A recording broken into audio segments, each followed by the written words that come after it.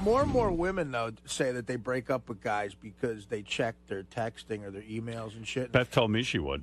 Yeah, I mean, that's a private thing. But, you know, like with me, like, and I could see why it's so tempting to some guys if they're insanely jealous, because even I would know how to, like, if my girlfriend or something left a cell phone there or a BlackBerry, even I would know how to go through their texts. Right. Yeah, how would Sal have ever found out his wife was messing around with a guy, you know? Without that. Right. Yeah. And it's easy to do. 143. Yeah, see, you don't have to get a phone call. You just put in 143 and everything is said. Yeah. That's the greatness of text. I mean, Sal did a shitty thing, like observed his wife's email, but then again, he found out she was fucking around. Yeah, well, if you contact the cell phone company, you can get a printout, an itemized printout of every single text. Really? Yeah. Sounds like someone did that. But not the dialogue, but every time it was sent and every time it came back.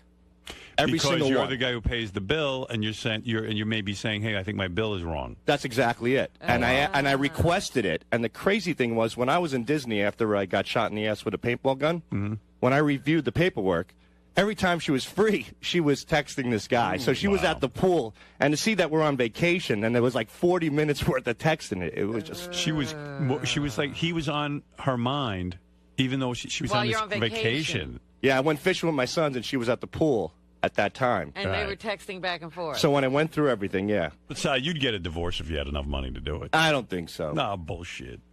You know why? You know, everything that I've worked on, Howard, and I got this far. What am I going to do?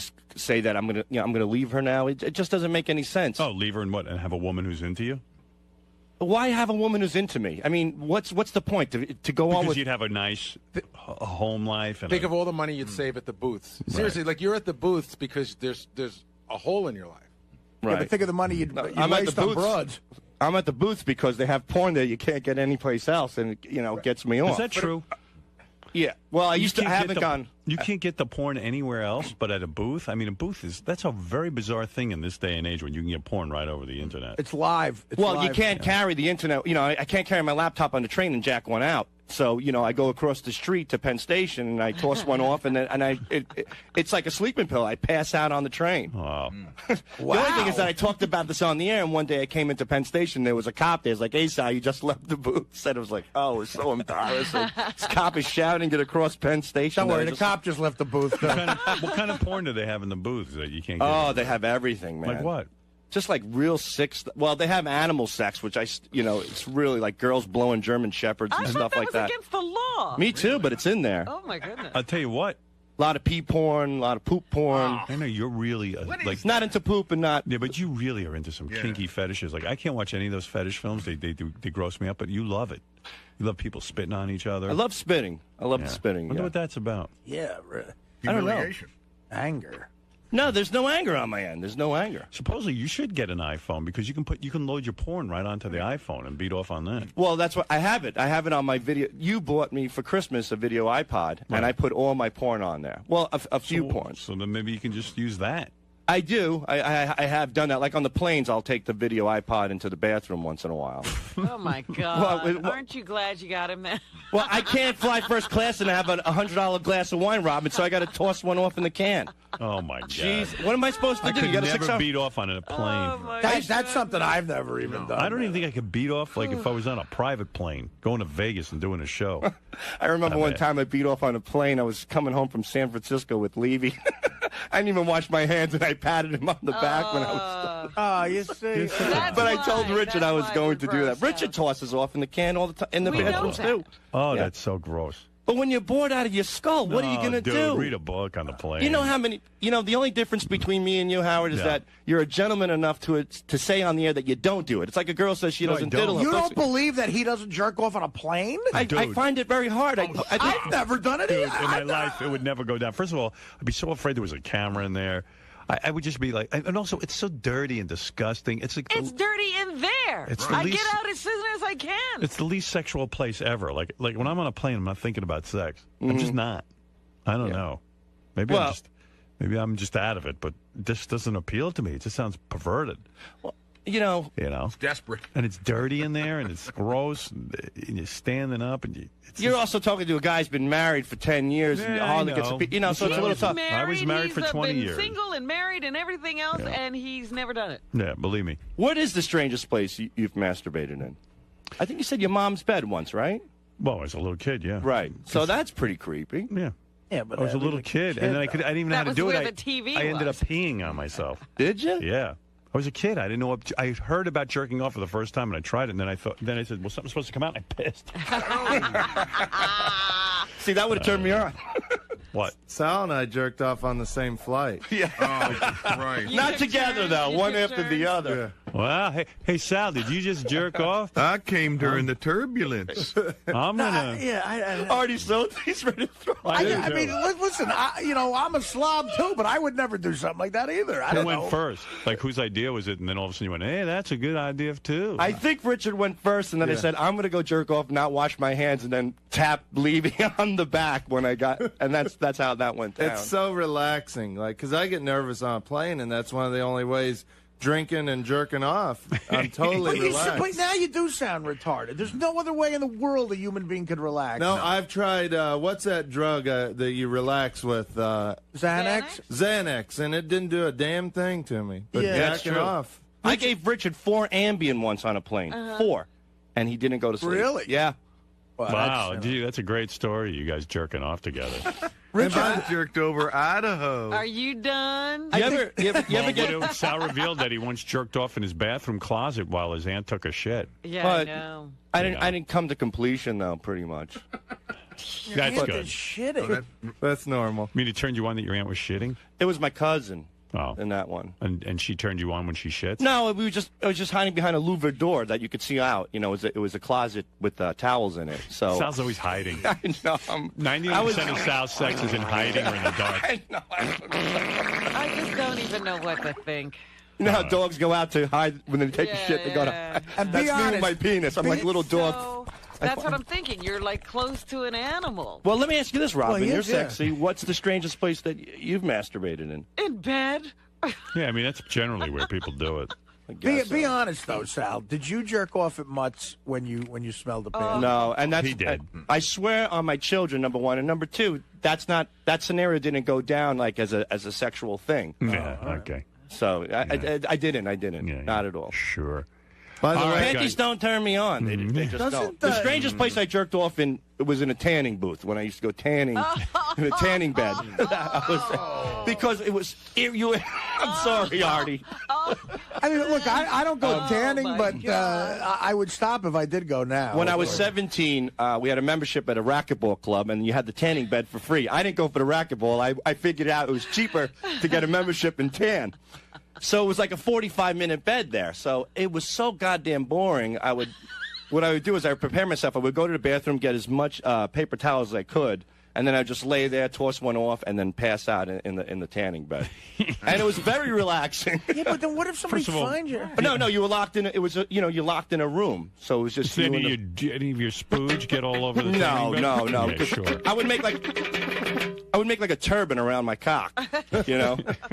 A turban around his cock.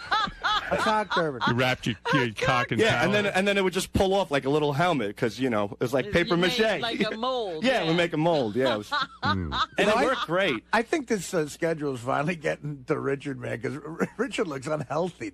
Yeah, I'm looking at the belly. He put on 22 pounds. I did over the holidays. I'm trying to lose it, though. I'm eating healthy. They have No, he's not. they have Fresh Direct machine upstairs here now. What's So that, you- Fresh Direct? It's like healthy meals you can buy. They're like $8. What is fresh? I don't know. What Upstairs here? Yeah, Artie should go check it out. I should. I didn't know In the about that. break room, But yeah. what kind? But you look. And look. Believe me, I look awful too. But you look run down and like heavy and bloated. Well, I'm not. He's also an alcoholic. Yeah, it's true. You know that the kind of boozing you do that really fucking takes. Yeah, it's it makes taking it its all- toll. You're starting to look old. Really? Yeah. You're letting it all happen, huh? Yeah. Yeah. I mean, I didn't get out of control last weekend with booze, did I? Well, Did he it? got to the airport 2 hours early, and I didn't even think about it. Forgot because we haven't traveled in a while. He goes, because I got to start drinking right away. So he gets right to the airport, immediately sits down, and his new thing is champagne and mimosas. So he'll put away like 2 bottles of champagne in one sitting. That'll put weight on you. And then Yeah, he gets no. up, Howard, and you just start hearing like clink, clink, clink, clink, clink, and it's a sandwich bag full of little booze bottles for the plane. And he brings that on the You drink plane. 2 full bottles of champagne, and then you drink And little then he bottles has on the plane? Yeah. Yeah, you got a heavy problem. I know. What are you gonna do about it? No No, it's, wonder 4 Ambien does nothing to you. but I don't drink that heavy when I'm not flying. Like this weekend. Oh, sure. Come on. We all saw you. We You see must you. fly a lot then, because you look like a guy who drinks all the He time. he finds excuses. Well, I'm Irish too, so You got that red face going. yeah. Yeah. But I, when the plane takes off, I have to have a drink, or it's a habit of mine. I don't feel Stop flying. right. Yeah, maybe it's time to give up the road. Well, that's why I took that train trip. So Yeah. Which you drank on yeah, as well. and he packed booze. Sal, you would tan for 45 minutes? Isn't that dangerous? It was and back- weren't you afraid to fall asleep at a tanning bed? Like, I would just be They had paranoid that it time, might weren't not. they? have time, but that could not. That could Yeah. malfunction. It could malfunction. One time I bought one of those cheesy piece of shit lamps you plug in at home, It's like set it in Tanning for... is that important to you? It was for a little while. Once... Because you look so much better. Yeah, I don't know. Yeah. I bought one of those lamps at home, and I did develop a few blisters on my face, and I never did it again. Right. It was like one of those heating lamps you see at McDonald's over the French fries. Yeah. That was on my face. Oof. And then I stopped doing... And that's when I got a little worried. And Sal is so vain. Like when we went to Florida, he has to bring a huge suitcase just for 2 days to pack his hairspray, His raccoon makeup. stop and it. his hairspray Wait. leaked all over his clothes the other day. It exploded. It exploded on the plane, and it leaked out like all over his But- suitcase. Was he Okay. all upset? Yeah, he was pissed. Yeah, but okay. Hairspray. You hardly have any hair. What are you spraying it? I'm spraying whatever's left so it doesn't move around. Oh, my God. But I'll tell you one thing. I think you're that handsome? No, I don't, but I like to look good. You look good. You mean, Yeah, but I mean, there's nothing wrong with being clean and manicured. But hairspray? Well, if I didn't have hairspray, my hair would just go straight down. I'd look like wow. I'd look like a monk, like that fucking guy from Dumb and Dumber. I like my hair to look decent. I mean, the hairspray keeps it up like that? Yeah, a little bit. Wow. Is there really anything wrong with? I mean, But it's a hairspray. Today's day and age. And You're it's a a man. special hairspray from Bumble and Bumble. Like he won't use just any hairspray. All right, so I carry, but you know what? I carry shirts and pants like a normal human being to a club. Yeah, Richard doesn't even have to Nothing. pack. Yeah. Nothing. One pair of pants, one shirt for a whole weekend. Disgusting. That's if you're a man. That's all you need. Don't you feel No, if like, you're a don't you feel like- caveman. Don't you feel like changing once in a while and No, cleaning up? no. No, I like the ease of just taking a duffel bag when Yeah, you go but on a trip. I can, but you see, from years on the road, I've developed. I know how to get pants and shit into a duffel bag. I can fold it right. I mean, so say you do a show, and then you go back to the hotel room. What You about get your undressed, underwear? and then what do? You sleep in your underwear. Uh-huh. You get up, you shit, and then And you wear the And same it's underwear? the same underwear. Same underwear. He wears the same blazer he wears on stage the next morning at breakfast. And then he wears it the same night. Like, I saw Richard, we did a show Friday night, and Saturday afternoon I'm having lunch with him, and I go, Richard, is that the same outfit as yesterday? He's like, yeah, what's the problem? And Oblivious. and he doesn't bring a toothbrush either when he travels for the weekend, right? You I'll don't bring never a toothbrush? forget it. They have them at hotels. Usually. No, you No, don't they use a toothbrush don't. the whole weekend, do you? It doesn't, no. Be honest. Yeah, I usually skip that on the weekends. Howard, we're in the hotel. And I mean, that's Does his unreal. breath just stink? it doesn't smell, though. I think it's all the alcohol kills the Alcohol germs. burns everything vodka, out. yeah. When you wake up, isn't your mouth all pasty and you just want to clean it and clean your teeth? and get Yeah, all but the- then I have a coffee or a Coke, and it's fine. And then it's stinking Coke and stinking coffee mixing together. We're doing a show in Illinois. It's so gross. We're doing a show in Illinois one weekend, and we have to leave. And I'm brushing my teeth, and Richard goes, "What the hell you brushing your teeth for? We're on vacation." yeah, why take care of yourself? Vacation from teeth brushing. It's a burden. You had more than 18 cavities, man. That's I how did. fucked up you are. 18 cavities. I got them filled though. Yeah. There's going to be more Have on the you way. been back to the dentist since then? Once, yeah. Don't you? What did he say? You need to take better care of your teeth. Yeah, they scolded me for not flossing. Flossing. You're not Yeah. brushing. You're not. I mean, don't you? When food gets caught between your teeth, don't you want to just clean it out? Like I carry toothpicks. I mean, I just. I just don't notice that stuff Yeah. like most people, I guess. Wow. How do you not notice Listen, how do you not notice you feel clammy and disgusting? I don't know. Well, it's I even took Sal to my old house in Florida, my warehouse. Shit. When you live in a warehouse for 8 years and you shower once about every 2 or 3 weeks, when you shower once every 3 days, that's like living the high life. Where would you shower? He'd outside. hose himself off. Don't you remember? Oh, that's right. But back then, didn't you think about, like, now you got a girlfriend, and God knows I don't know how. But She's a saint. But she is. But She back is. then, first of all, she's going to wise up to it. You got to start washing yourself. Back then, would you ever try to get abroad? Were you shower for 3 weeks? You know what? After about 5 years of not getting laid, I gave up, and I was like, fuck it. I'm just going to be a man. I'm not going to shower. I was kind of doing it in protest of women because I was so angry about it. I used to love like walking up next to a hot chick at a bar and stinking and stuff. It's kind of my way of saying, you know what, I don't need Your kind of you. way of admitting you're gay. Well, no, I was an angry guy because I didn't get You laid. didn't get laid for 10 years, right? Yeah. You're not an angry guy. But you Well- weren't getting laid because you smelled. It was self-perpetuating. Well, And you didn't brush your teeth, and you looked disgusting. after a while, that's the Yeah. reason, yeah. After a while, I think that was the reason from the very beginning. When's the last time you showered now?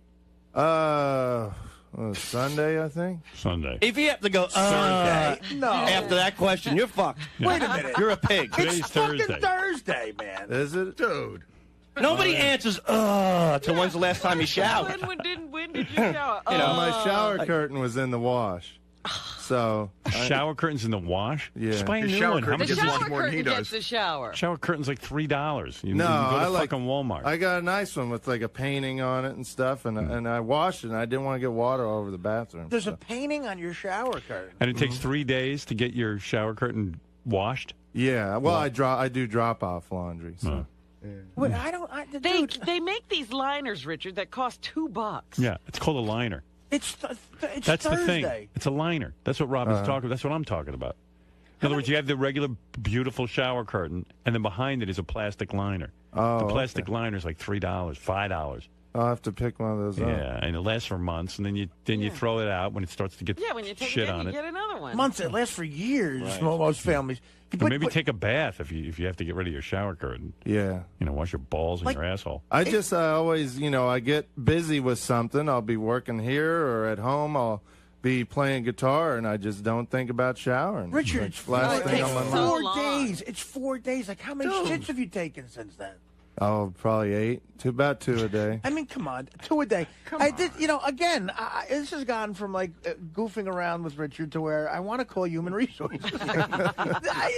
Taking 8 shits and you didn't want to wash your asshole out with water and soap? No. You like it. You like it smells.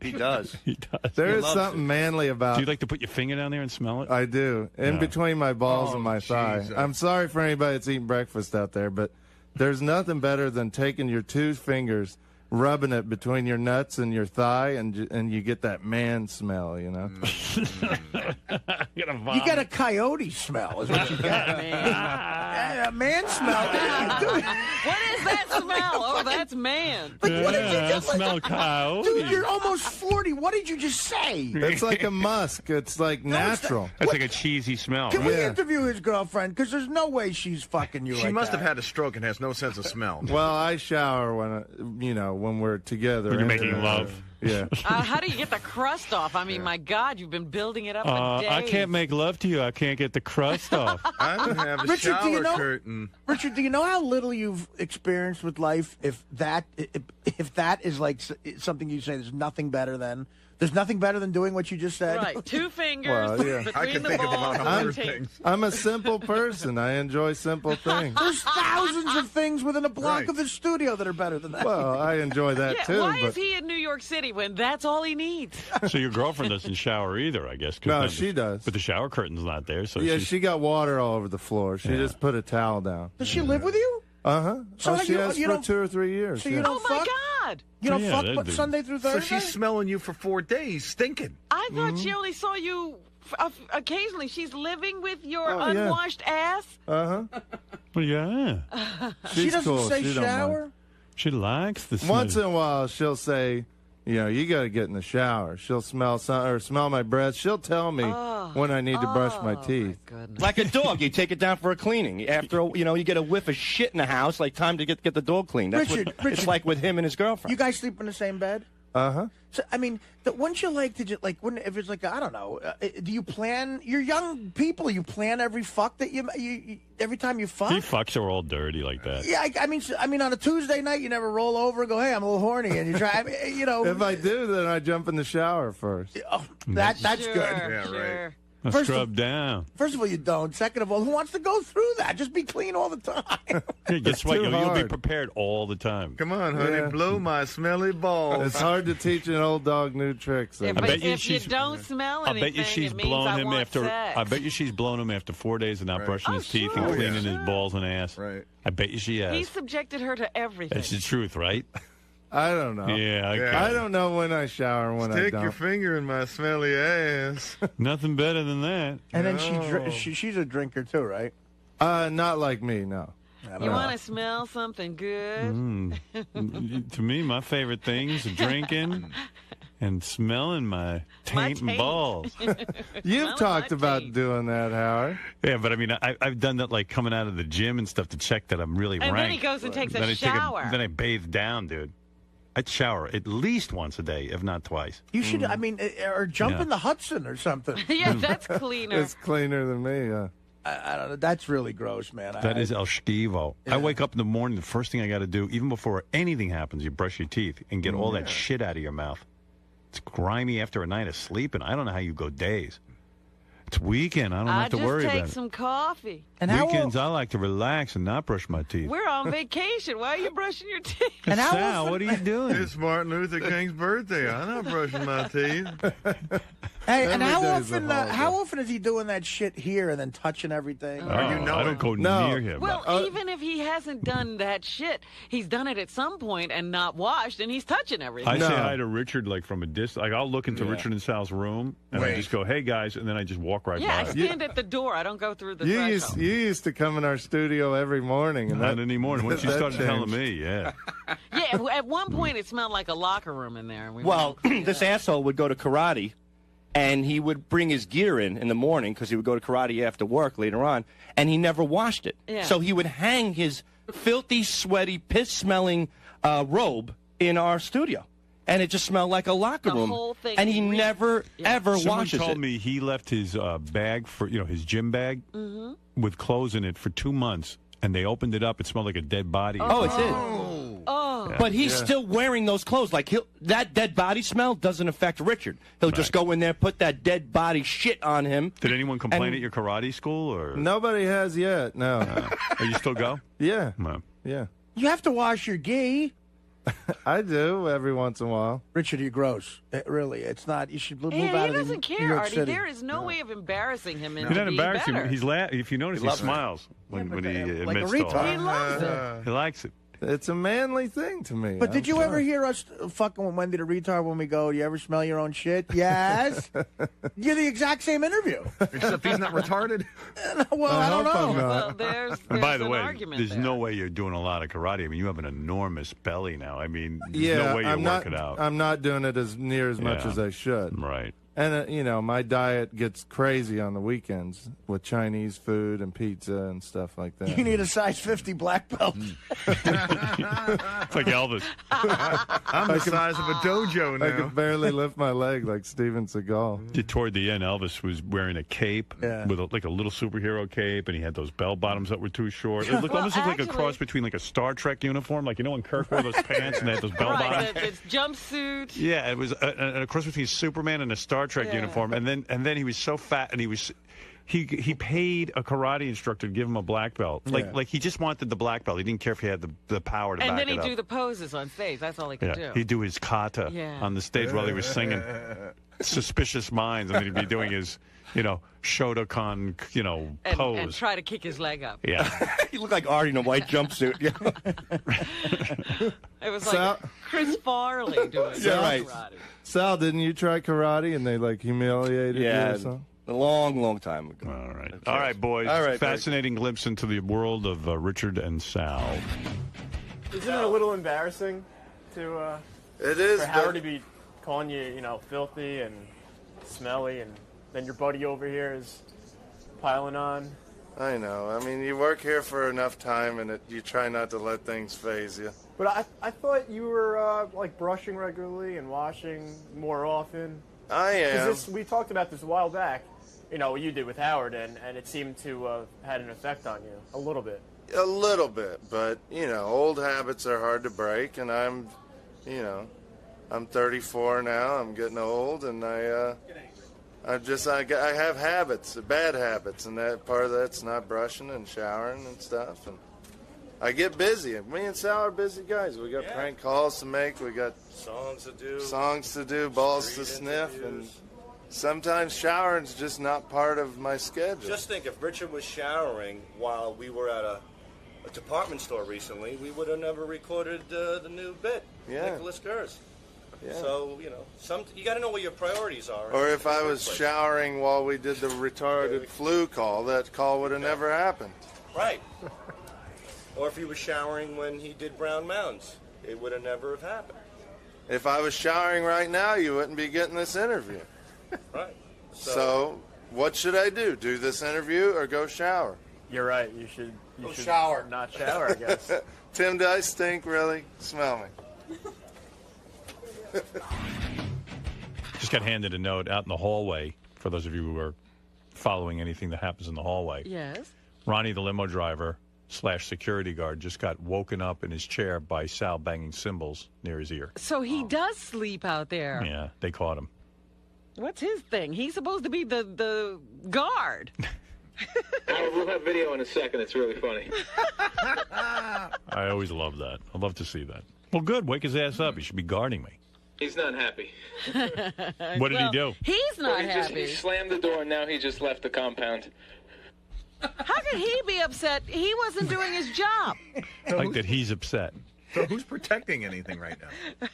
I mean, he we're left. on our If he own. left the compound. Yeah, why would he leave the compound? He's supposed to be guarding me. He might have gone to change his diaper. Probably shit his pants. Yeah.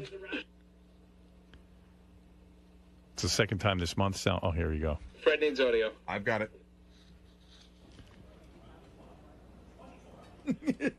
Oh, there's Ronnie sleeping.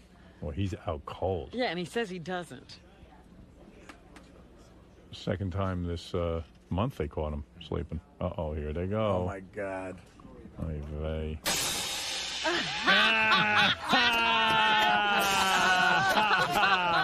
hit it.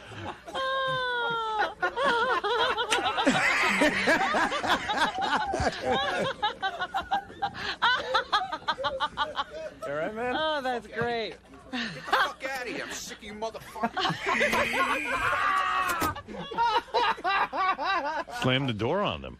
Yeah, but he's sleeping on the job. yeah, is he sleeping so he can stay up late running around? Because Ron, he you goes can't, out. you can't sleep here, dude. That's really crazy. I mean, that's your job. Even Artie knows not to sleep. Knows Boy, that Ronnie can't sleep. God, sleeping sounds so There's good right certain jobs you can't sleep through. I got to see that again. When's that going on Howard TV? The fans need that one. That should be on tonight. I love Ronnie. I'll be on one of tonight's Daily Show. On tonight's show? It'll be on tomorrow night after midnight. Oh, tomorrow night after midnight. I love Ronnie stealing all my Here, fucking listen, bits. listen quietly, because maybe you'll hear him say something. There he is. He's asleep. Here comes Sal.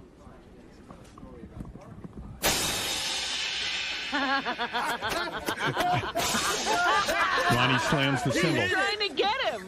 He tries to punch him, but he hits the cymbal. Fuck out of here. That's the... Sick of you motherfuckers. All right, man? Get the fuck out of here. Get the fuck out of here. I'm sick of you motherfuckers. And he slams the door like that's wrong to wake him up. Yeah, I think Ronnie goes out at night now. You know, he's That's single what I'm Ronnie. thinking, yeah. You know. Fooling around. Good for him, man. But still, you got to get your work done. It's ridiculous, Howard. I'll talk to him. Talk to him for me, Artie. I'm putting you in charge of that. Describe how he's going down the wrong path. What do you want? I just want to get I want to know why you fell asleep. None of your fucking business. Maybe it's boring around here.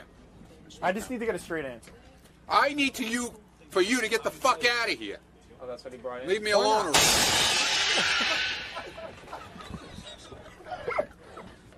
some stuff out there. Look at all the burgers again. Look at these animals here. Wait, look what? at this. What's Look at, going on? Look in the background. Look what's going on. You could jump in. Chris, so for people who don't know the radio business, it's very rare to get free food. So right here at the end of the show on Thursday, Bobby Flay and his people were nice enough to send up a bunch of free burgers, as Salas told everyone, taste like pussy. That's how good they are. And the entire floor. Animals. They're like friggin' animals. And convened around our free food table. Interns, radio guys, the Howard TV guys. Animals. The news people are here, and they're just literally, as they were unpacking, the woman couldn't unpack the boxes. Everyone's crowding around her and shit. I grabbed the burger. Sal grabbed it for me. But I told Ronnie, I'm like, hey, Ronnie, take charge of this situation. You know, you got 8,000 people crowding around the table. Everyone's pushing each other. Shit's getting messy. You know, form a line. Do something. Keep the hall clear. But Ronnie fucking... And he's not doing that. No, where the fuck did Ronnie go? He grabbed his burger and he fucking left. Well, I've never seen... We've gotten food up here, you know, it's a rare occasion. This food I've never seen food disappear so fast. Ronnie, who's the first one to take a burger? Well, Scott the engineer was the first one to circle, but he didn't take anything. He first circled, but he didn't take it though. The first one to take was Richard Christie. Yeah. What do you get? Then Scott the engineer. But Scott was here first to circle. What's going on? He's going, are we, is this for us? Is this for us? And he's back, look. Yeah, we have one. Oh, there he is again. Look at him. Oh, really? And we're building one in Paramus. Look at him sneaking his big arm right in in the Bergentown Center. Yeah, Bergentown Center. No, he's stealing things. Yeah, we're building it right now. We're opening March 7th. Great. Yeah. Look at that. I can go Leave there some every for day. the girls, will you please? You're taking the whole place with There's you. only one left. How's that burger, man? Yeah, it's good. What's the fucking your problem? Does it taste like pussy? Better. How's that burger taste, man? It's all right. Is Tastes, it tastes better than pussy. better than pussy? I don't. I have to taste pussy first. I'm going to tell you what I told Lisa G. This motherfucker is amazing. I don't know. I can't describe how good this thing is. It's so good. I mean, it's delicious. I really want to like Bobby Flay and burgers, and I'm glad we woke up Ronnie so he could, because as soon as we woke up Ronnie, he went out into the hallway and he saw these people waiting outside the door. So if we wouldn't have woke up Ronnie, I wouldn't be eating this delicious burger right now. So Ronnie needs to be happy we woke you up. What's up, Brian Fallon? How are you, Chris? Good. How was that burger? A little rare for my taste, but I think it was enjoyable. Would you compare it to pussy like Sal did? And it's probably one of the best spots to watch. A little meatier. Doug, how was your Bobby Flay burger? Good. It was really good. What would you? Like, my weird reaction is that you just think that you're a genius at everything. You're good at radio. That's it. tastes like a burger. But it was good. Actually, it was one of the best burgers I've had for, I guess, this style, which I don't know if it's like a fast food formula they have. I don't know. Is this like a takeout place only? If it is, it's really damn good. Sal, how's that burger, man? Well, the first day I got my iPhone, this guy, said, hey, if you want to get porn on your iPhone, here's the website. And he sent me a great website. You know what it tastes like? You know what it tastes like? It tastes like your cock. Delicious. Talking about it, the inventor of Siri, talking about taking your memories and your brain and putting it on a yeah.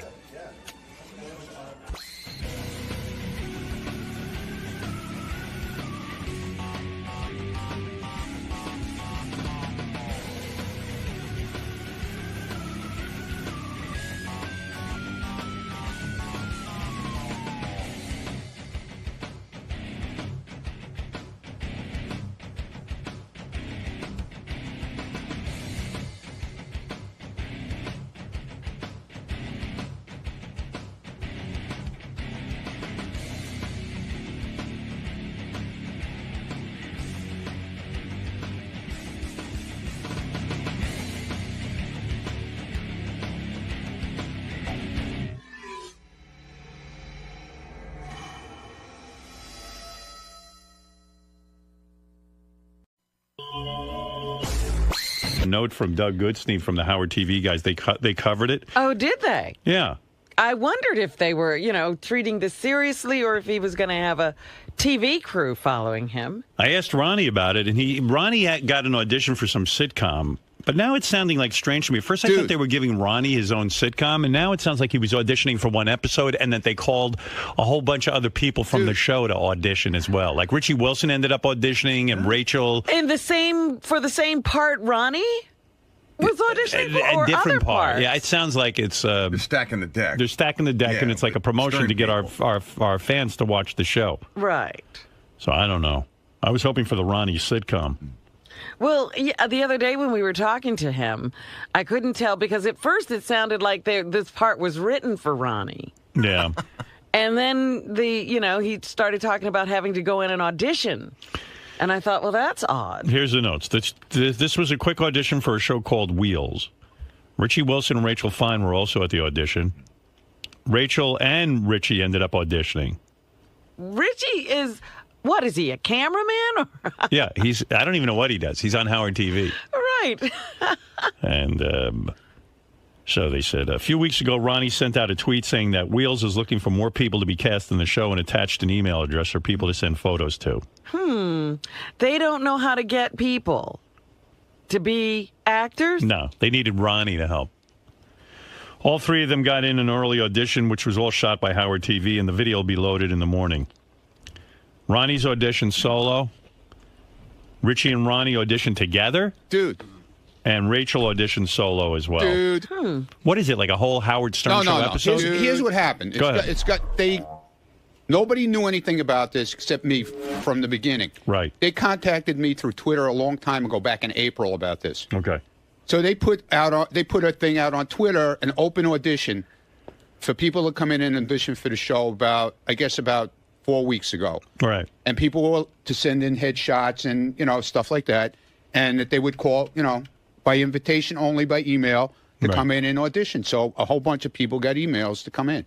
So how did your audition go? It just happened that Richie and Rachel got the same night. Now, how did your audition go? I thought it went really well. And now, is it for one episode, or would your character... No, for the whole thing. You're a character, a regular character. The angry coffee truck driver. Oh. That's you could good. do that. You should be able to do that. I think it went really well. I mean, What did you have to say?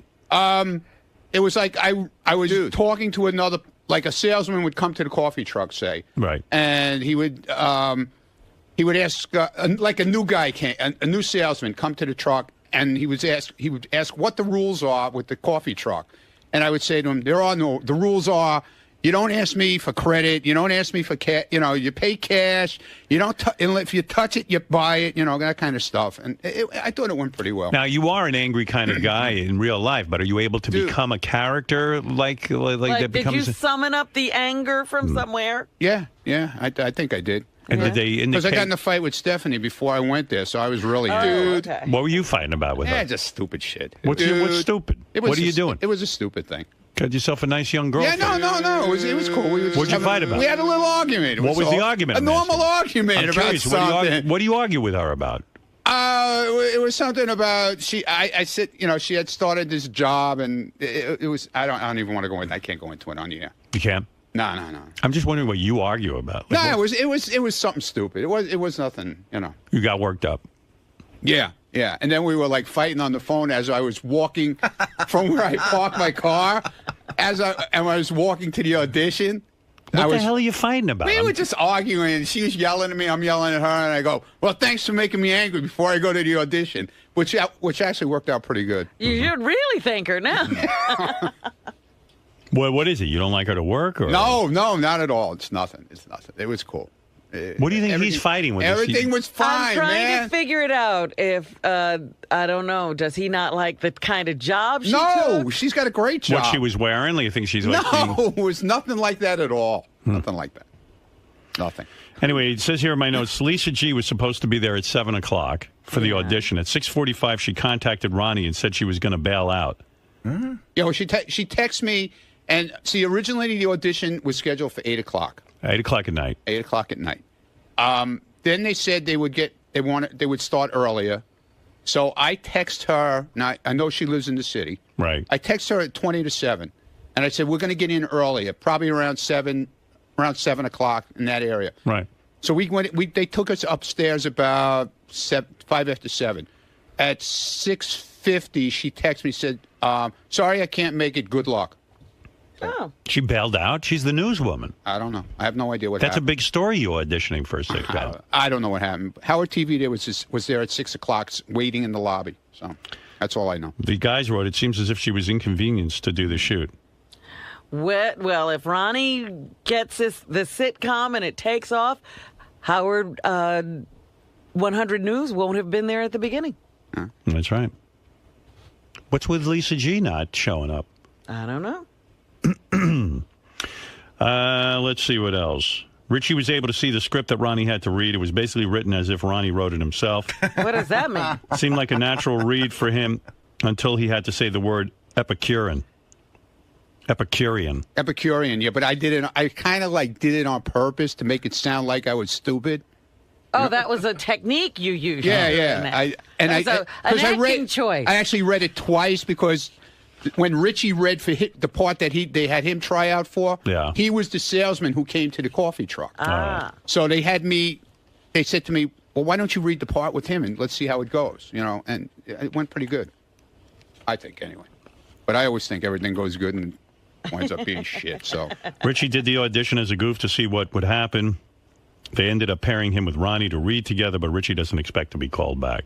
Richie doesn't feel he did a good job. Oh, really? He's not an actor. After Ronnie's first read, Richie heard everyone in the room clapping through the closed door, so they must have liked it. They were, so. So then maybe you got the part. Now, how cool is that? Yeah, I was pretty happy about the whole thing. Also there at the audition was one of Ronnie's former hot chick of the week, Christy Day, who flew in from North Carolina just to try out. Yeah, she had sent in her thing, headshot. Yep. She does acting and modeling and stuff like that. So when are we going to find out if you're in this show? I don't know. I guess I'll hear from them when they're done with the auditions. So. All right. I know they were running them till like 2 a.m. this morning. So. Wow. What is it, Gary? In 10 seconds, I'll be right back with the audition. Oh, you have it? Yeah. You have Ronnie's audition? I have Ronnie's audition, and then I'm pulling the one with him and Richie. Okay. Ronnie De Niro. Because the first one he did with the producer. All right. I'll wait for that. All right, man. Ronnie De Niro will call you. Hey, I hope it works. Yeah, why not? Yeah, I hope it's cool. Did you discuss how much money it's going to pay? If No, we hadn't gotten. I'm gonna. They'll talk to my agent. The Buckwald office for that. They probably think you'd do it for anything, but you want a certain amount of money, right? If you're going to be a major character. I mean, I'm not gonna be an asshole and say just because Right. I want to do it. You want major character money? I think it'll be cool. I want my own trailer. Do you think he'll ever be, how De Niro is De Niro? Like, you know who it is just by saying his last name? Yeah. Will there ever be a time where you can just say Mund? Mund. What is it, Gary? So it's on Gary, page 2, in green in the first column. So the guy you hear off mic reading with him is a producer, and then I'll pull the one with him and Richie. You hear your audition. See how you did. Ready, Ron? Ready as I'm ever going to be. Hi, what's special today? What's special? I'll tell you what's special. What's special is that I'm done in 2 hours. That's what's special. No, I mean on the truck. Good joke. New guy, huh? What's special is no credit. It's all COD. No, and I'll pay you on Friday crap. No Rick. I'll give you some money on Tuesday. No, I haven't sold a car in a week and have... What the fuck? It's fine. I was warming up. Sounds like they'll give you the job anyway. Yeah. I think it went, pretty good. Right. What do you think, Robin? Do you think he's got something there? They were clapping? They were clapping. They were clapping. It was over. Money. And what's really special, no roach coach jokes. Because I don't smoke them, sell them, or have them. They're okay. That's what's special. He's a horrible actor, isn't he? But sometimes that's what works. Well, they want somebody who sounds dumb and stupid, I guess. I don't know. An angry driver. Besides, how special can coffee and buttered rolls be? This ain't Olive Garden on wheels, Just asking, because I was in the restaurant business, too. Oh, yeah? Well, I could see how great that worked for you. I ain't watching this show. Maybe once you see it on camera, it really pops. I think he's got something. I'm not sure what it is, but he's got something. I don't know. What do I know? Hey, then maybe Look, that's I don't know what they're looking for. Ronnie, if they were applauding that, then maybe you're onto something. Hey, I hope so. Yeah. Huh. Let me guess. You had some fancy place somewhere with tablecloths and candles, that real expensive shit most people couldn't pronounce. I'm getting close, right? Made a lot of money, spent all the cash, and you beat Uncle Sam out of silly toys and cheap broads? Oh, God knows what else you're gonna try to... Oh, my God. Are there periods in that sentence? I think you got something, but I don't know if it's called Oh, there are periods, man. Yeah. That's some read. Maybe he was a little... It is a read. Were you a little nervous? Yeah, a little bit, yeah. Yeah, Of course I was sure, nervous. sure. Pulled some zagged into the protection bullshit. What? What did he just say? Zagging in the what? I don't know. Wait, let me back that up. I mean, cater truck cuisine, right? What? The protection. Sam out of silly toys and cheap broads. Oh, God knows what else you're gonna try to pull some zagged into the protection bullshit. Into the I don't know what that is. That's. You think it went? You think it went well? Yeah. You think that audition went well? Yeah, I think it went well. You're not even fucking saying English over there. Yeah, well, that's the whole idea. That's the Really? whole idea of it. They wanted me to sound, you know. Well, you definitely just sound dopey. That's what they want. You don't even sound like you're.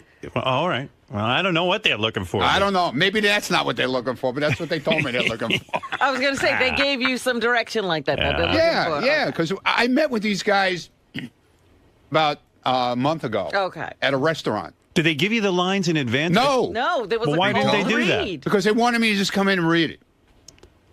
And see how it went. Well, they gave it to me 5 minutes before I walked in. So you didn't get to memorize it or anything? No, I was just reading it off the paper, real, you know. About carrying cater truck cuisine, right? What? Carrying so what? What's catering truck cuisine?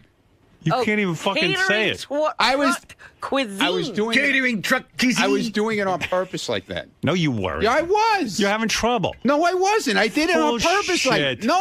I'm telling you. Don't bullshit. I me. wasn't my true bullshitting. line. I wasn't bullshitting you. Ronnie. Ronnie. Dude, I'm not bullshitting you. Gonna be. Just coffee and a piece of fudge over there. Fudge? Where the fuck do you see fudge? In the tray over there. There you go. That's Ronnie. You really... Mastermind? Well, Wolfgang, fudge happens to be mushroom truffle casserole. What? Yeah, well, it looks a bit oozy. It didn't last a week.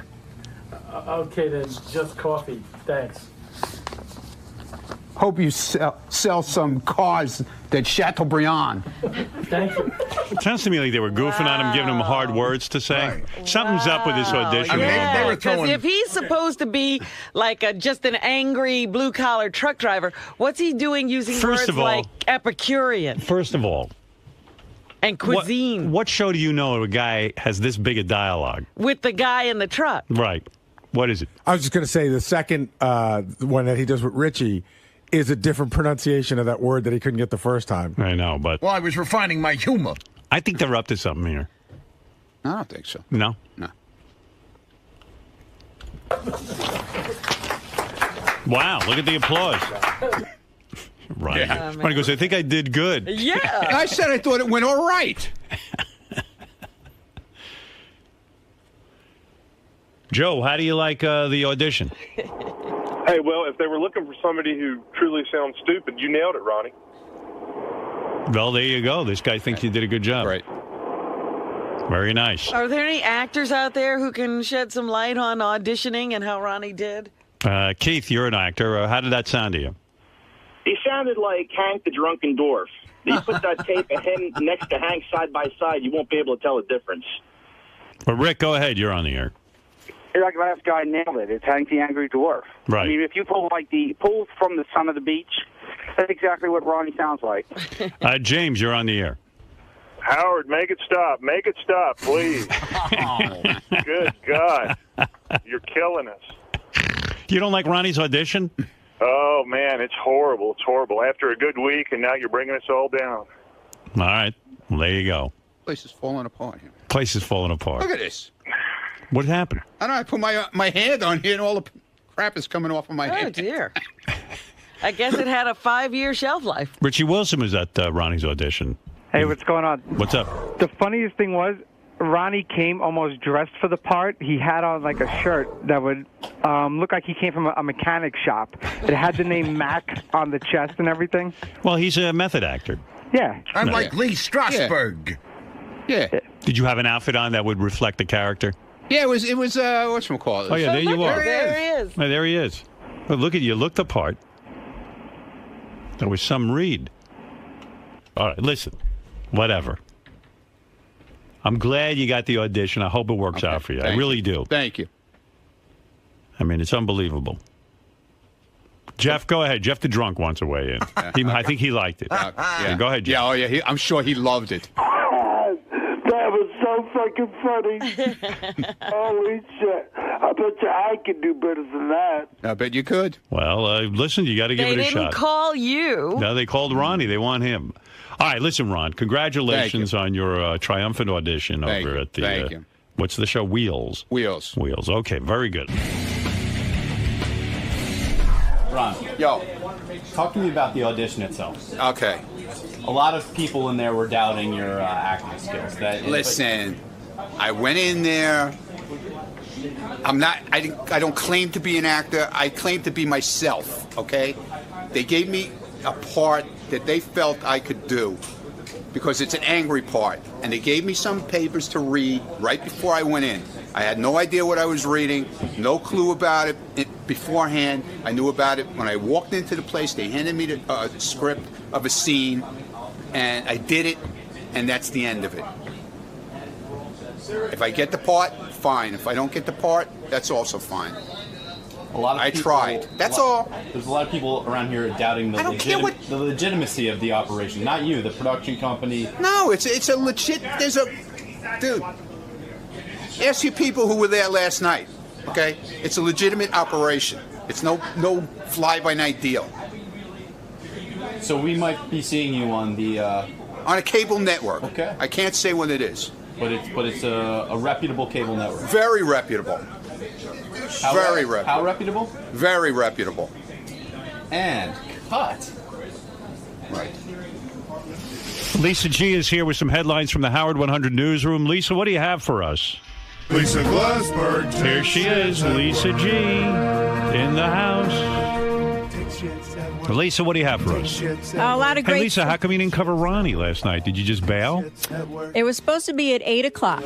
Right. Brad Driven and I decided at 5:30 that we weren't going to cover it. We're short-staffed. Mm-hmm. And I got a text at 6:45 that Ronnie was going on at 7:20. Right. And I was in my sweats. I mean, I couldn't jump, and I wouldn't Aren't have been you able. like Lois Lane? When a story breaks, you have to be there? We decided we weren't covering it. Yeah. I'm doing more investigation into this so-called sitcom, and it seems that it's not like a sitcom that's already been, been on the air or something. It doesn't have a go. No, it's a company that's trying to make a sitcom. So it's not even, they're trying to put something together. Oh. Kind of like Stuttering John with his Mafia movie. Is this like, do they have a pilot deal? No. Oh, no deal. No, they don't have a deal. No, they do. Oh, they do? It's sold. Oh, it's sold? Yeah.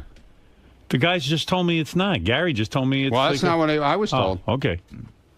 That's not what I was told. It's sold to a... Who's it sold to? I can't say. I'm not supposed to say. But it's on a network? Cable. Cable network? Yeah. And it has an episode run of what? 13, I heard. Okay. Well, there you go. I think Lisa should have been there then. Well, Howard TV was there at 6 o'clock, so that's all I know. A lot of questions. But Lisa was in her sweats, so. Yeah, but... She couldn't get over there. Yeah, but she knew from the beginning it was supposed to be 8 o'clock. And we decided that we weren't going to cover it. Who's we? You didn't tell me. You texted me in the afternoon and said you would be there. What are you talking about? That's not what I said. You I said me at 4 o'clock saying, did they move your read to 6 o'clock? And I said, no, where did you get that from? Because I had been talking to them. Let me finish. No, I have let been me talking finish. to the producer, and they said they were going to try to move it up to accommodate you. And Lisa, also, you live 30 blocks away. What's the big deal? You couldn't cover we it? decided, I'm not big enough for you? No, you're not. Okay, good. Good. He said to me, well, if I were in the Hamptons, you would have been there. Yeah, right. Exactly. You rented a car to drive out to the Hamptons to cover I was things. there, and I covered that story on my vacation. Baloney. Baloney. You just didn't want to. You were in sweats. You didn't want to come. We're short-staffed. Have someone else go. What do you mean short-staffed? What were you doing? What other story were you covering last night then, if you were short-staffed? Take it up with my news director. No, what were you covering? You said you were short-staffed, so that means I said we are short-staffed. You must have been covering something else then. Yeah, my job here during the day. Okay. What about everybody else goes out at night and covers stuff? Good. They win. I went and did. I had to be up at 3:15 this morning. Well, next time have the audition in the Hamptons and I'll go. Okay, great. All right, there you go. Yeah. Lisa G having it out with Ronnie. Ronnie upset his audition not covered by the news department. That's what it is. He's upset he's not you. Exactly. Right. Exactly. Are you upset that you're not me? Wait a minute. You can cover Benji walking down the stairs with a horse head on like a horse. I didn't cover that. The news department can cover that. We covered Benji sabotaging Anthony Weiner's press conference. Good. That was a great news story. That's good. I'm glad to hear it. Like I said, I'm not big enough for you. No, you're not. That's good. Lisa's so cute. Yeah, she's so cute. You're not. No, she's just lazy. That's the whole deal. Right. What if Ronnie dresses a horse? What if Ronnie dresses a horse? She would have been there. Oh, definitely. Yeah. If I was walking on all Lisa, fours. what about that, though? Is Ronnie right in a way that you're lazy because you didn't cover the news? No. You just felt he wasn't an important news story? No, we're short-staffed. I see. What is it? I don't get that. What that means? I still don't get it. There's one person missing. That's Steve. it. That's it. Yeah. That takes down the whole department. The whole That takes down the whole news department. Falls to shit now. Talk to Brad Driver. He'll explain. I did talk to Brad Driver, and he put his hands up like, I don't know. Well, why didn't Brad cover it then? Because he doesn't cover stories. No. He's the news director. I didn't ask Brad. Brad, she was in touch with me in the afternoon. Right. And when she decided she had to pick and choose her stories. She decided you weren't important. When I said to her... You got your audio. Hold on. When I said to you in like 3, 4 o'clock in the afternoon when you text me, did they move my thing back to 6 o'clock? And I said, no, where did you get that from? You said, oh, that's so unfair because you get up so early in the morning. Which means at that point I said to myself, you didn't want to come out because you got to get up in the morning. I was trying to get you in there earlier, Ronnie. You wake up so early. Why were they having you audition at 8 o'clock at night? I wasn't auditioned at 8 o'clock. Well, that's what they had told me. I was at it at 7:30. That's what they had told me up until I let you know 5:30 in the evening. Ronnie really wants to be on the news. I let you know at 20. I let you know at 20 to 7 that we were going in earlier. And Ronnie, would Lisa? You lived 30 blocks away. You couldn't get there in 15 minutes. Would Lisa? No. Would Lisa have been there not. if it was a red carpet event? Definitely, without a doubt. I see. Well, maybe if there's a red carpet premiere. No, they don't have to come at all now. I don't. You know, I got to say one thing. Ronnie's the only person around here bitching about not being covered by the news. I know. I love not being covered. We like it when they're short-staffed. No, she made such a big deal out of texting me in the afternoon about didn't they move it to 6 o'clock and all this nonsense, like it was bothering her because it was so late. It's like when she went out with Wayne Siegel, she had to be home at 7 o'clock. Well, I guess she'd put in a full day and felt... She did a 6:15 date with Wayne Siegel, and by 7 o'clock she was home. I mean, what kind of date is that? Well, maybe she had put in a long day and she was beat. Everybody puts in long days every once in a while, don't they? Yep. Well, Ronnie, she talked to the news director. That's okay. It's fine. It's fine. And they made a decision. That's not what she said to me.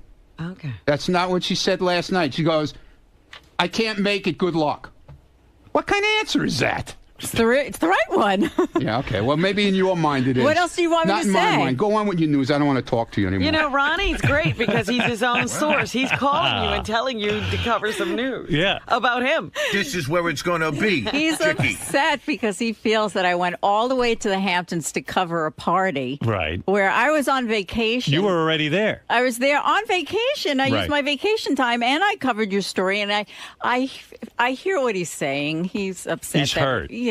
He's hurt. He wants to be on the news. Now I feel really bad. I mean, quite frankly, you can skip any cover party I'm at and go cover Ronnie. I'm way more interested in that. Ronnie, are you upset that, No! her opinion's that you lack here's prestige? the thing. And Don't tell me you're fucking covering it, and then you call me you call me in the afternoon, and you ask me, did they move it back? Right? Did they move the time back? Mm-hmm. I said, no, they didn't move the time back. It's still 8 o'clock, but we're still going to get there at 7. They might get us in earlier, okay? That's what I said to her.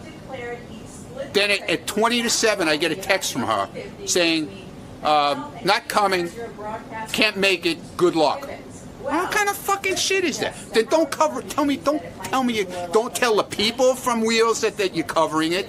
Don't tell anybody you're covering it. Don't come. What I heard from you was that, read between the lines, you're a dedicated soldier in this army. She's not.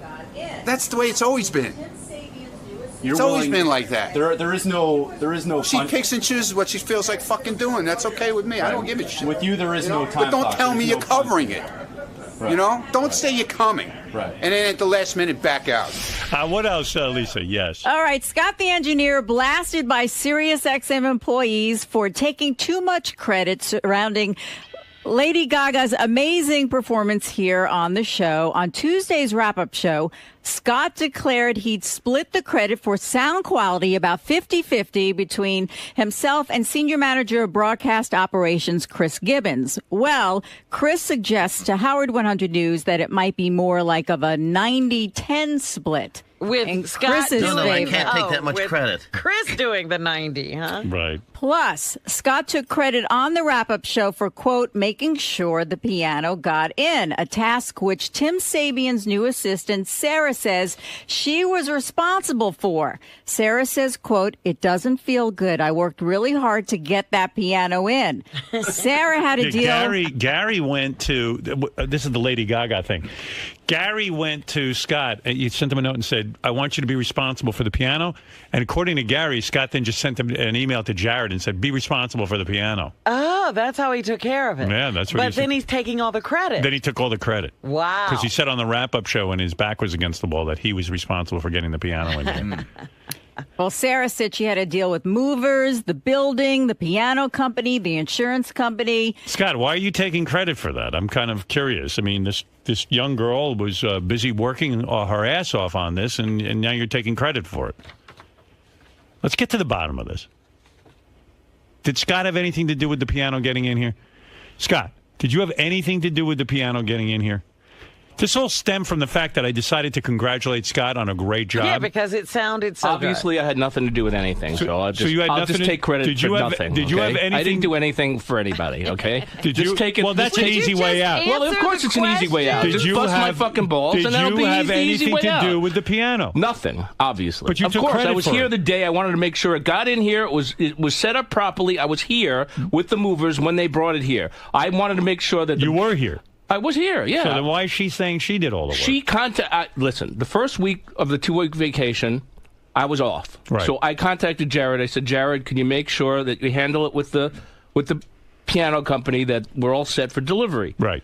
Then when I came, I was here the second week, and So, Lisa, he was here.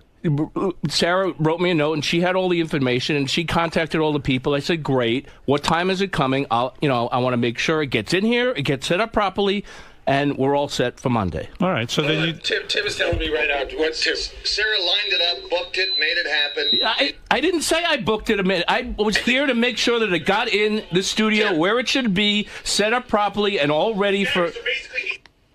Shut up, Jason. Fucking Jason, come on, really. All right, I didn't do it. I mean, really. Did you do anything I'm or a not? sound engineer. I don't do the paperwork. Right. I make sure that the piano So you was were here. here for the setup of the piano. That's correct. Right. I made sure Chris... Now, what did Chris do? Because Chris- he seems to be saying he He's did 90%. now saying 90% of the work was done by him. And the engineering department of Sirius. The piano got here. It was set up, 1 o'clock. So he put the mics in the piano and put the vocal So in mic- other words, when I praised you, you deserved the praise. Oh, of course, I was part of the process. Right. Okay, I good. wasn't All right. just, I didn't A lot just... of people felt you were taking the wait praise. a minute, Howard. Yeah. I was part of the process, Robin. I okay? just want to ask a question of Howard. Go ahead. What needs to be done to make the Lady Gaga performance get on the air? The piano has to be mic'd. Right. She has to be mic'd. Right. And then there what has to else? be a sound mix, which is most important. Okay. And so who did that? Well, I was complimenting Scott on it. Chris did that, but when... Oh, Chris did that. He set up... He mic'd the piano. Yeah. Chris wasn't here when her sound engineer came in, and he went in and checked everything, and I was at the board making changes to what he was telling me to do. So then when Chris got here, I came in here. Who should I compliment on the all of us? I mean, it was a team effort. This show is a team effort. And so you were in on it? Of course I was. There you go. There's your answer. Okay. I mean, you said thank you the other day. I said thank you because I was part of the team effort. Thank you. But you didn't say... I have in the past said when Howard's complimented me. Effort. When Howard's complimented me in the past, I've said, well, I've worked with Chris. All right, my compliment then stands. Enough of this. It's not like I didn't do anything. I'm just checking into it. That's I didn't all. do the whole thing. There are some things. All right, thank you. When other artists come in, I do the whole thing. Robin, please. Did you set up Lady Gaga's microphone? Did I set it up? Not physically, no. I mean, this wasn't a very complicated... Look, he didn't set up her microphone. He didn't mic the piano. He didn't mic the piano, and he didn't do the mix. But I do compliment you, and that's it. I stand by my compliment. Whatever you did, you didn't fuck it up. I listened to make sure it sounded good. You did. Good. Howard, it's so funny. Tim's been pacing around my office. Tell Tim to go back in his office. He goes, really? He goes, Scott's the guy. I do nothing. Asks if he can help you move, and then stands there and holds the door. I mean, really. No, all right, here we go. All right. Go ahead, Tim. Tim, you want to start with me? No. I mean, what's the fucking problem? You handed it off to I didn't Jared. hand anything off. Lisa booked the whole thing, made everything happen. You're the kind of guy that says, "Hey, I'll help you move," and then come over to my house and hold the door. Oh, please. Really? Gary just used that line. I mean...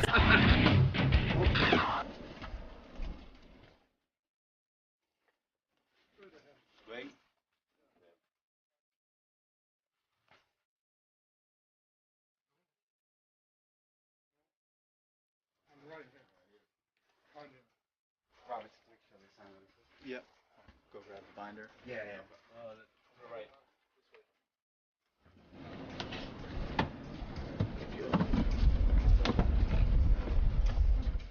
Top of the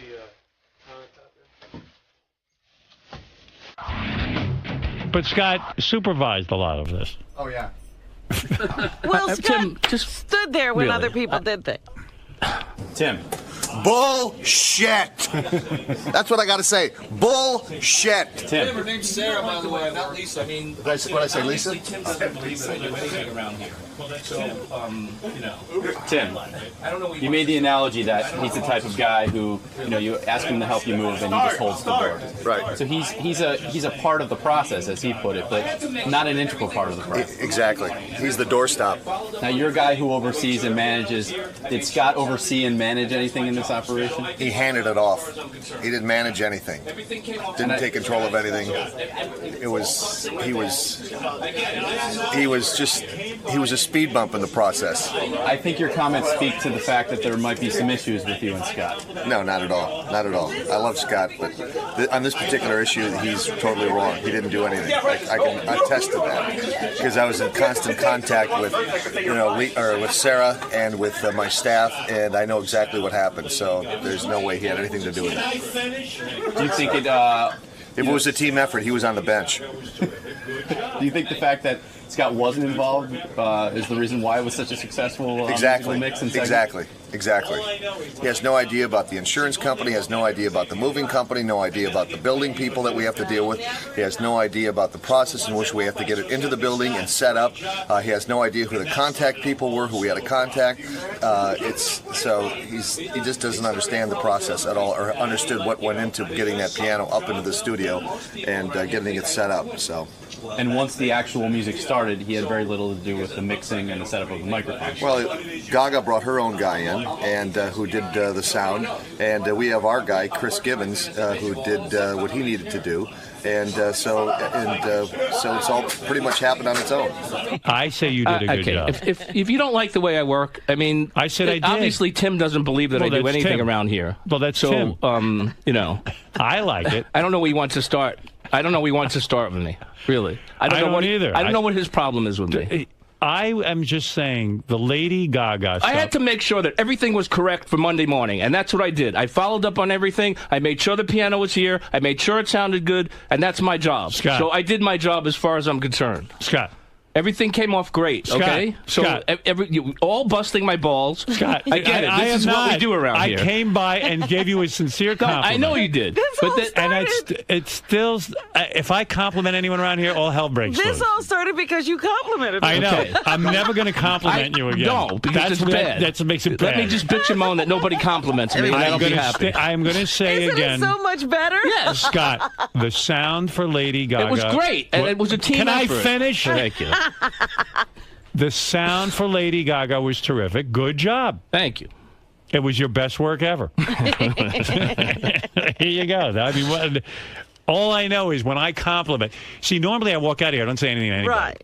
And then I get blamed because I don't acknowledge You never anyone. acknowledge anyone. So for once, I walked by, saw Scott. Hey, Scott, great job today. And that started a whole slew of problems. Fuse got lit. That was the worst thing you could have done. It started problems with other people. Yeah. I mean, like, I just said, job well done. Most people around here think I don't do anything. Well, that's their perception. So because it looks like I don't do anything, but actually, you know what it is? You're so cool, calm, and collected. I'm multitasking. Nobody knows.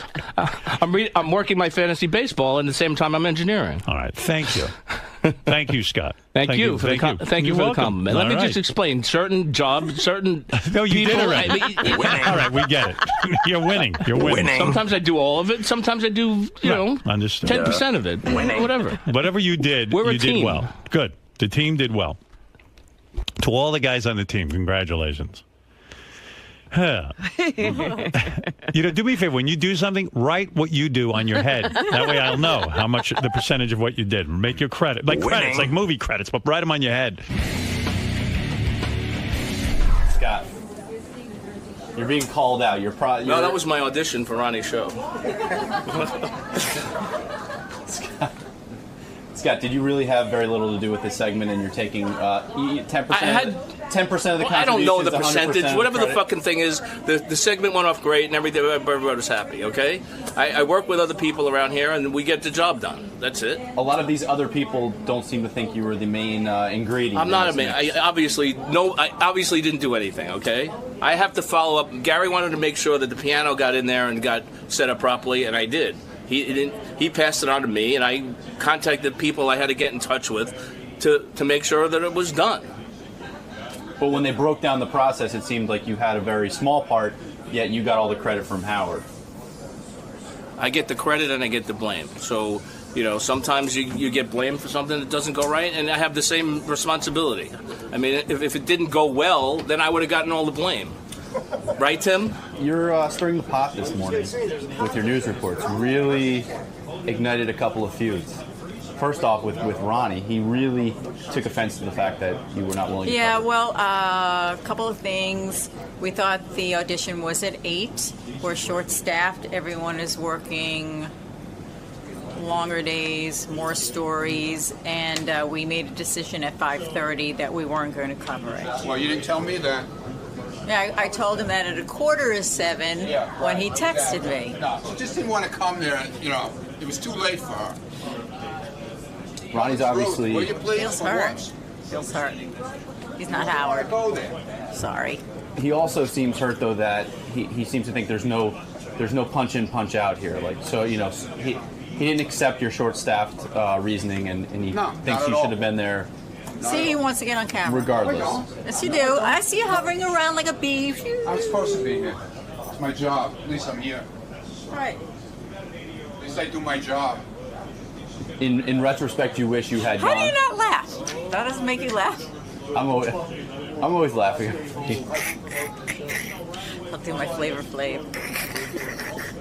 What? But he seems to think that no matter what, even if you were short-staffed, you should have gone the extra mile and been there. You said you claim that points to the fact that he just wants to be a celebrity around here.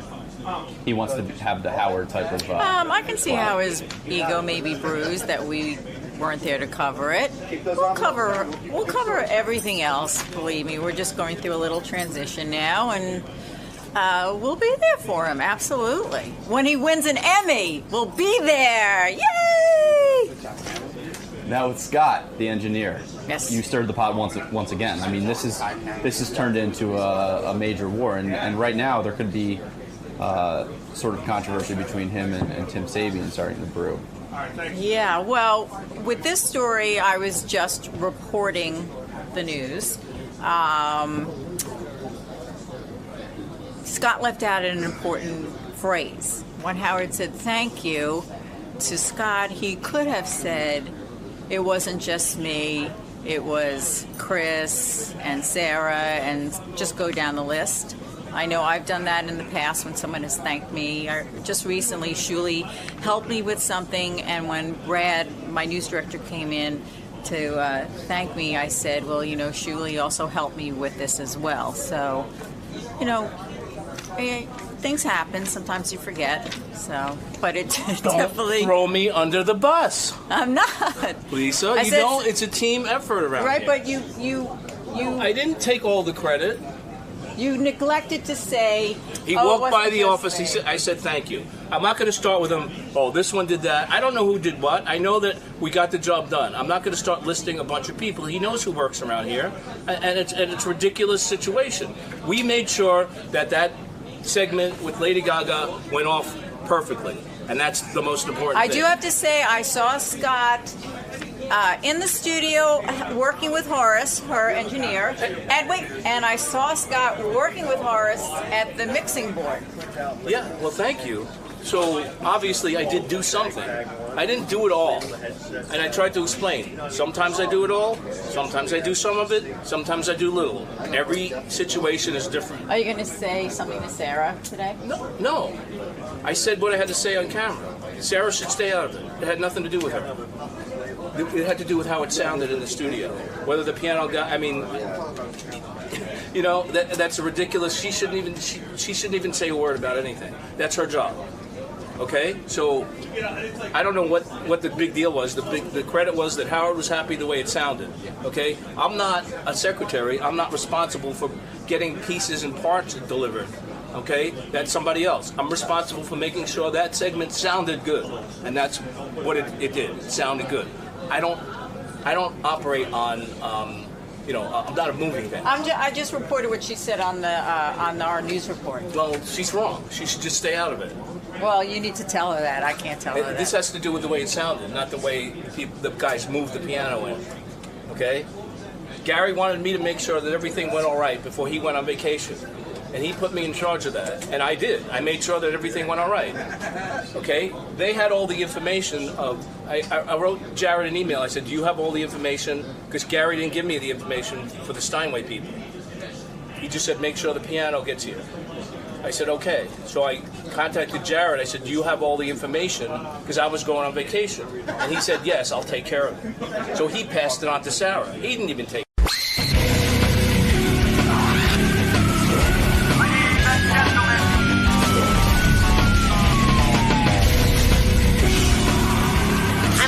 Kardashian. And I'm Kim Kardashian. And we're here to see Howard Stern. We've never done a show, so we're excited. We're virgins to Howard. You love stealing my lines. I do always steal your lines. Chloe said that earlier. It's your first time on the show. What do you guys expect? I expect a little bit of craziness. We've never been on, the show. We've obviously watched it, heard it, been fans for a long time, so you never know what Howard will say. So we're just going to go with the flow today. It's early, so we might need a little... I might be like, what did you say? This might get our day going. Yes. You guys ready, though? We're ready. All right, have fun in there today. Thank you. All right, Robin, we have two stars of reality television, Kim and Khloe Kardashian. Oh, we only have two of the sisters. We have two of the sisters. Hey, girls. Good to see you. Tell me what it's like to get on TV, be a reality star. What do you got to do? A lot of people want this. Are you surprised when you read in the paper that those people crashed the White House and stuff? Because they want to be where you guys are at. They want their own reality show. So maybe we should have crashed the White House on our show. In a then it'd be sense, stalked forever. In a sense, yeah. Don't you feel pressure that you always have to come up with something sort of odd and almost antisocial to be interesting on the show? You know what I mean? Yeah, I know what you mean, but it was so funny because after season 3, we were like, okay, what are we going to do now? Like, what are we going to do? Season 4 is coming. Like, we're so not that interesting. And then Court got knocked up and this one got married. So we had season 4. Now Maybe season 4 is 5. fascinating. Yeah, it's how do you get the reality show? You guys are on E? On E, yeah. On E. Well, I think the dynamic of having 10 kids, my mom and Bruce, between the two of them, there's 10 of us. We all were kind of hanging out in LA, Hollywood, being seen. And, my mom met up with Ryan Seacrest and they Right. came up with this idea. And Because Ryan Seacrest felt the family was interesting. Yes. And this was after, like, they had the sex tape of you with that guy. What's his name? Ray J. Which was great. That guy, I like that name better. Do you feel embarrassed by that tape, or are you happy about it in the sense that I heard Vivid paid you like $5 million for the tape? Is that true? I don't think that anyone would ever be happy about something like that. But it launches you in a way. I mean, the fame comes about because of the tape in a way. Same thing with Paris Hilton. When she got the sex tape, everyone really got interested in her. I can get definitely how you could say that and think that. I think when you're going through it, like now I'm just like, oh, I wish no one would even bring that up. I wish no one would even talk about it. But $5 million is pretty good. I don't care what you tell me. At the end of the day, that's decent money. Nice. Exactly. Did you guys grow up with money? Like your dad was Kardashian, the lawyer. Robert Kardashian. Yeah. Robert Kardashian, who died of cancer, right? Mm-hmm. He was a very famous attorney, represented Friend of OJ and all that stuff. Your dad was a well-off guy, right? Yeah, we grew up in Beverly Hills. We definitely had a really privileged life, but my dad was extremely strict. We all had to, get jobs. We knew at 18 we had to be out of the house. We had to pay for everything. Out of the house at 18? Was it traumatic? Was it traumatic for you when? We did. Let me take you back a bunch of years. When your dad was alive, your mom was good friends with Nicole, OJ's wife. Yes. And the week before Nicole was murdered, that you guys actually went away on a vacation with her, right? Yeah, every spring break we would go to Cabo San Lucas, Mexico. So. And Nicole was beautiful and a nice person, right? Yeah, incredibly sweet. Right. I was actually best friends with Sydney Simpson, their daughter. Are you still in touch with Sydney? No. I feel like she kind of dropped off. This blew her mind so bad that I feel like she's gone somewhere. I mean, I don't know where she lives. I heard she's doing really well. I think she moved and went to college, I think, in Boston. We speak to her brothers, her two brothers. Right. And do you we're write so close her? with them. Does anyone in touch with her from friends from the past? No, not really. And what was that like? I mean, here you were good friends with Nicole, and I guess you knew OJ killed her, and then your dad had to represent OJ. I think at the time, I just believed me and my sister Courtney. Chloe was a little bit younger, but Courtney and I just believed everything that my dad would do. Right. We were such daddy's girls because we felt like, my mom had remarried so fast and it kind of broke my dad's heart and she moved on. So we just sided with my dad no matter what it was. Right. So at the beginning, my dad definitely did believe in OJ, couldn't believe that his best friend would do that. So you think he really believed that he was innocent? Yeah, for a long time. Right. And then, so we always were at my dad's house, and there was, Bob Shapiro and Johnny Cochran, and they're having all these meetings, and we'd go there.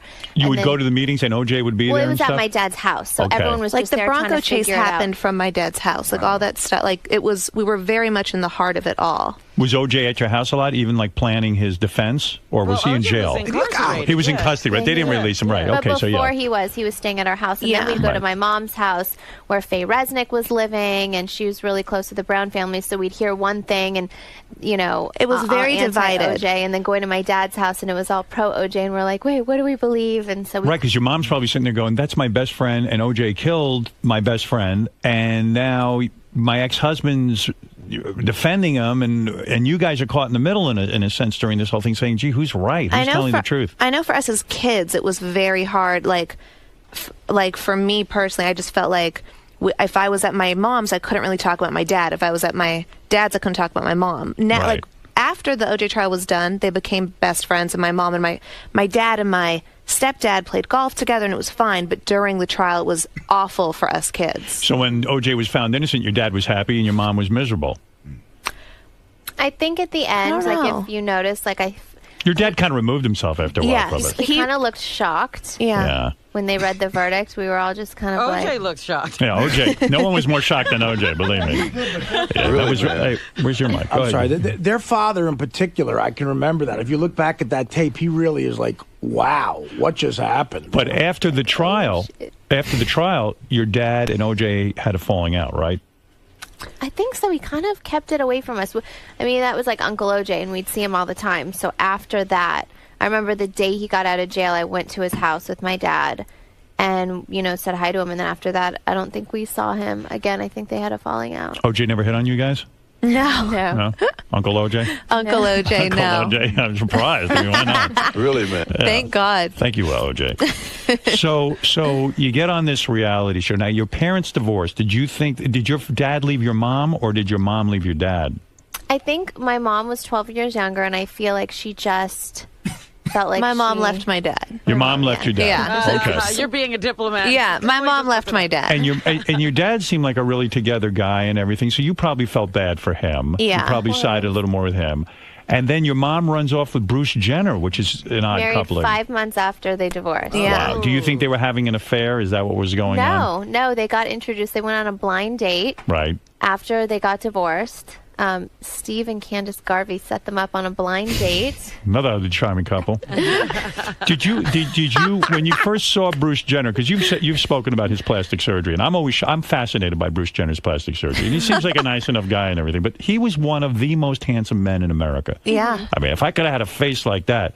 Yeah. I mean, I'd be like, Never touch well, it. I would never touch it. Yeah. This thing, I'm trying to figure out what to do with it still. But I'm saying, if I had a face like that, and Bruce Jenner was like one of the best-looking guys in the world.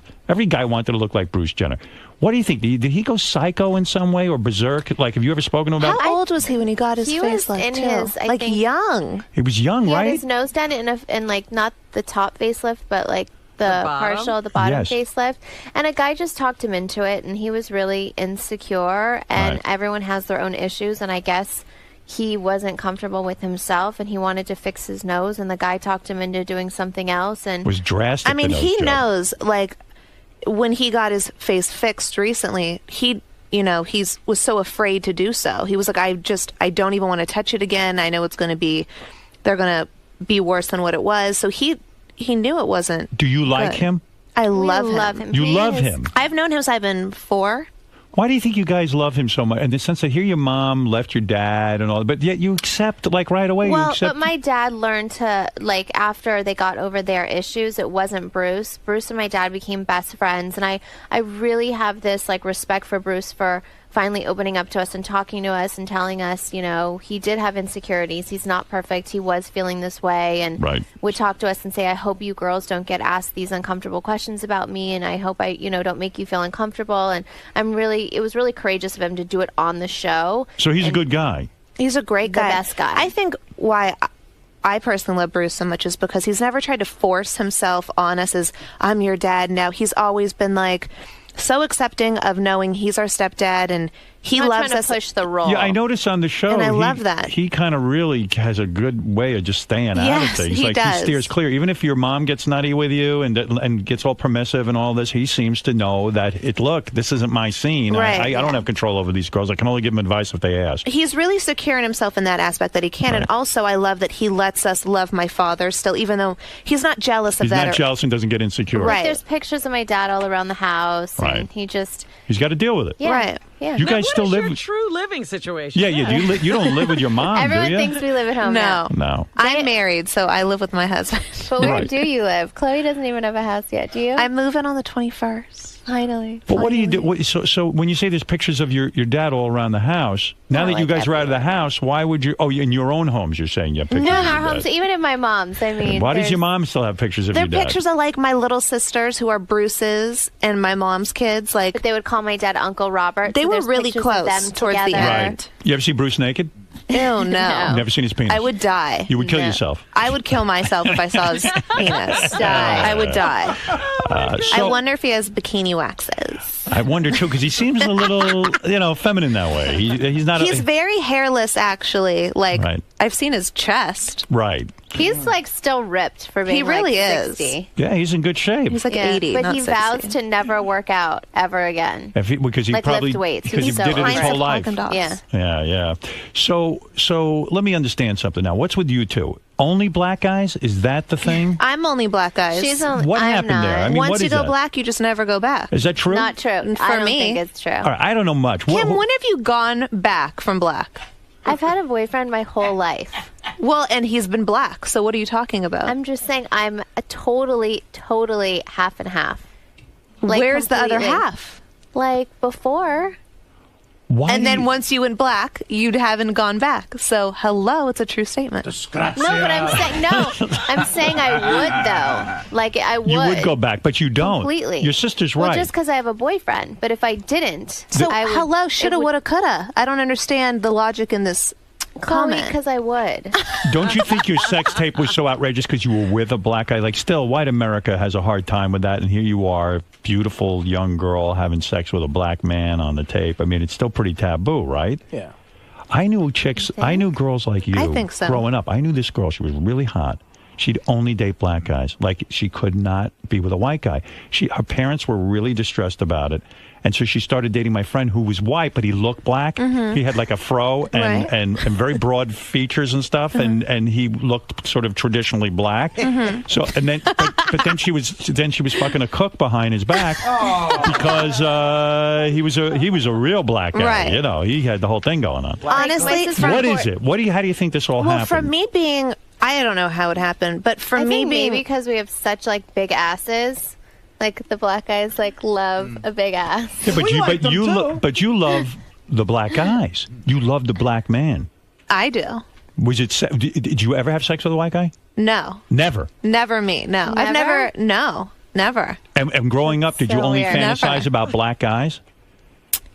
Yeah, I mean, now that I'm older, I definitely look. I think when I was younger, it was more all about black guys. Now that I'm older, I look at a lot of white guys. They're always older white men, though. And I'm always like, he's really attractive. When I was younger, I never thought so. But the older I get, the more I'm like, oh, he's a handsome man. Was there a time when even your mother sat you down, or your father when he was alive, or even Bruce Jenner and sat you down and said, listen, I'm not prejudiced. I'm saying, but what is going on here? Why Yeah, can't you of be with a white course. guy? Who sat you down? Yeah, right. Well, Who my sat you down? father like always wanted us to be with an Armenian guy, Right. and we were just like, okay. Where are you but- going to find one of those? Yeah. Where am I going to move to? Armenia?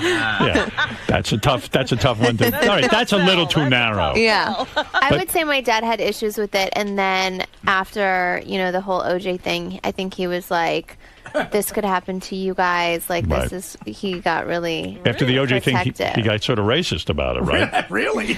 Yeah. Well, I mean, he But didn't then want. he realized that it just was going to be the way it was, Right. so it wasn't going to change. And so, how old were you girls when you started having sex with black guys? Well, I had a boyfriend in high school from when I was like. Where'd you meet a black guy in Beverly Hills? Well, I went to an all-girls Catholic private school. That's hot. That's what ruined I- us. Right. That's what did it. Was your first kiss black? No, my first No. boyfriend was not. Mine wasn't. No. Oh, how disappointing. I know, right? Yeah. They obviously they turned me away. Jeez. Are black guys, you think, better in bed? Is that I the thing? don't know. You don't know because it's all you've ever slept with. Yeah. But you've had both. I'd say it's just all about the chemistry between people. I'm really like Right. uncomfortable like when I talk about like personal. I'm not. What, sexual about things. sex? Yeah. I don't know Really? why I get really like nervous. People, honestly, I think people perceive Kim as being so outgoing and like this very sexual person. You and do seem stuff. sexual to me, though. She's not at all, and she's but I always so see shy. pictures of you in bikinis and showing off your new 'Cause I like body. to go to the beach and stuff. But that's I'm very sexual. I mean, you're putting it out there. It's I hot. guess so. I guess you would see that. I guess Yeah. I would put that out Are there. your boobs real? They are. Mine are. Both of you? Yeah. No kidding. Yeah. Nice rack. Courtney's aren't. She isn't. Mine aren't as big as hers, but she has Kim's a got nice rack. huge boobs. What are you, a D? I'm a 34D. Nice. Oh, Christ. What every woman should be. I'm a Tease us B. white guys. Sorry. No, I like hers too. Don't worry. Do you get angry I that your sister actually was don't. born with a D and you were not? No, I don't. I like my boobs. I would pray when I was in like 11. When I was like 11, my boobs started to get really big, and Courtney, who's my older sister, was so flat. And I would cry, and she would make fun of me, and in front of all the guys, like at school, she would just like totally make fun of me. Not at school, but the guys outside of school, and she would just be like, "Kim has the biggest boobs, Kim- the biggest nipples," and like make fun of me when I was 11. Do you have big nipples? Not really, no. Do you- But there's nothing wrong with that. No shame in But that. she would say these embarrassing things because at like 11, I was so embarrassed that I had huge boobs. And You were good friends with Paris Hilton. Both of you were, or just Kim? I was She when I was good friends with younger. You were. Nikki. And you were friends with Nikki. So Paris Hilton you would think would be happy for your success, in the sense that she sort of came out of nowhere. Her family was interesting. Her background was interesting. She became a reality star. You could say the same for you guys. You were not anyone famous, but somehow through this sort of wacky lifestyle, wild lifestyle, hanging out in clubs and things, people became aware of you. But Paris Hilton is jealous of you, isn't she? You know what? I haven't talked to her in a few years. Why? You were good friends. We were good friends. What happened? You got famous and she couldn't deal with it, right? Be honest. If you say so. I'm asking you. What was the falling out? Did you ever say to her, Paris, what's going on here? I never did. Why? It was one time we just didn't speak again. And you guys know why you're not speaking. Let's be honest. Well, I mean, why be afraid to say it? I did speak to her once when she went on a radio station and said that my ass looks like cellulite, like in a trash bag or something. She went on a radio station and she did call me to apologize. Cottage cheese. Cottage cheese. That your ass has cottage cheese in it. That's what she said. She needed to put you down. So what does she feel? You copied her success, or I'm sure somehow you take away from something that she has?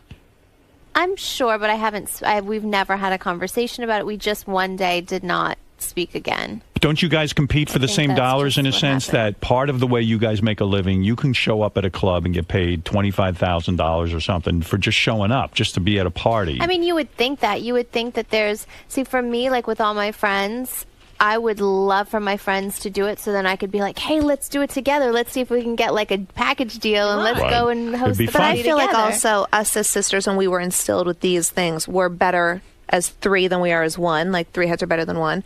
But there's power in numbers, and I think that sometimes people forget that. And if you like, I've had the same best friends since literally kindergarten, and my sisters are my best friends. So I don't have that switching of friend stuff. Yes, we grew up together. Our moms are good friends.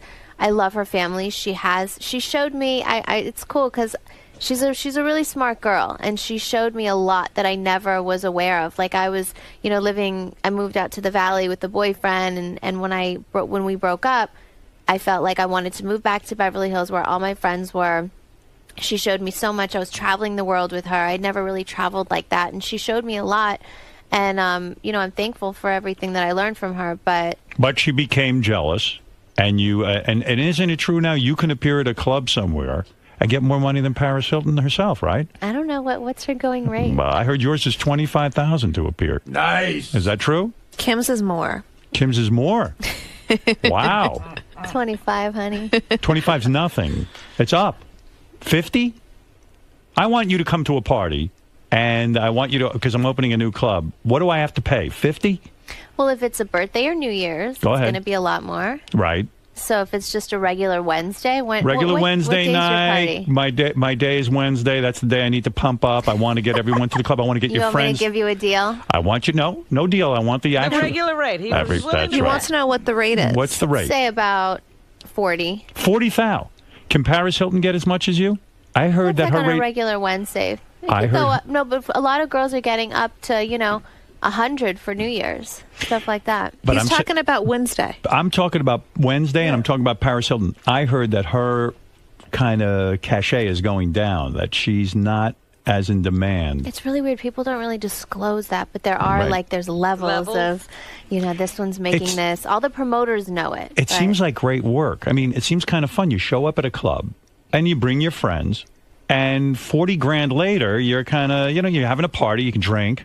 I feel like it is definitely the easiest, funnest job, and it's something that, even my boyfriend doesn't really understand. Like, well, why are you going out to all these clubs and parties? And I don't drink alcohol. I just don't like it. Right. So it's not like I'm out there partying. Do you smoke weed? No. All right, nothing wrong with that. You do any blow? I really don't. No. You don't like blow? I've never tried it. All right, fair enough. Yeah.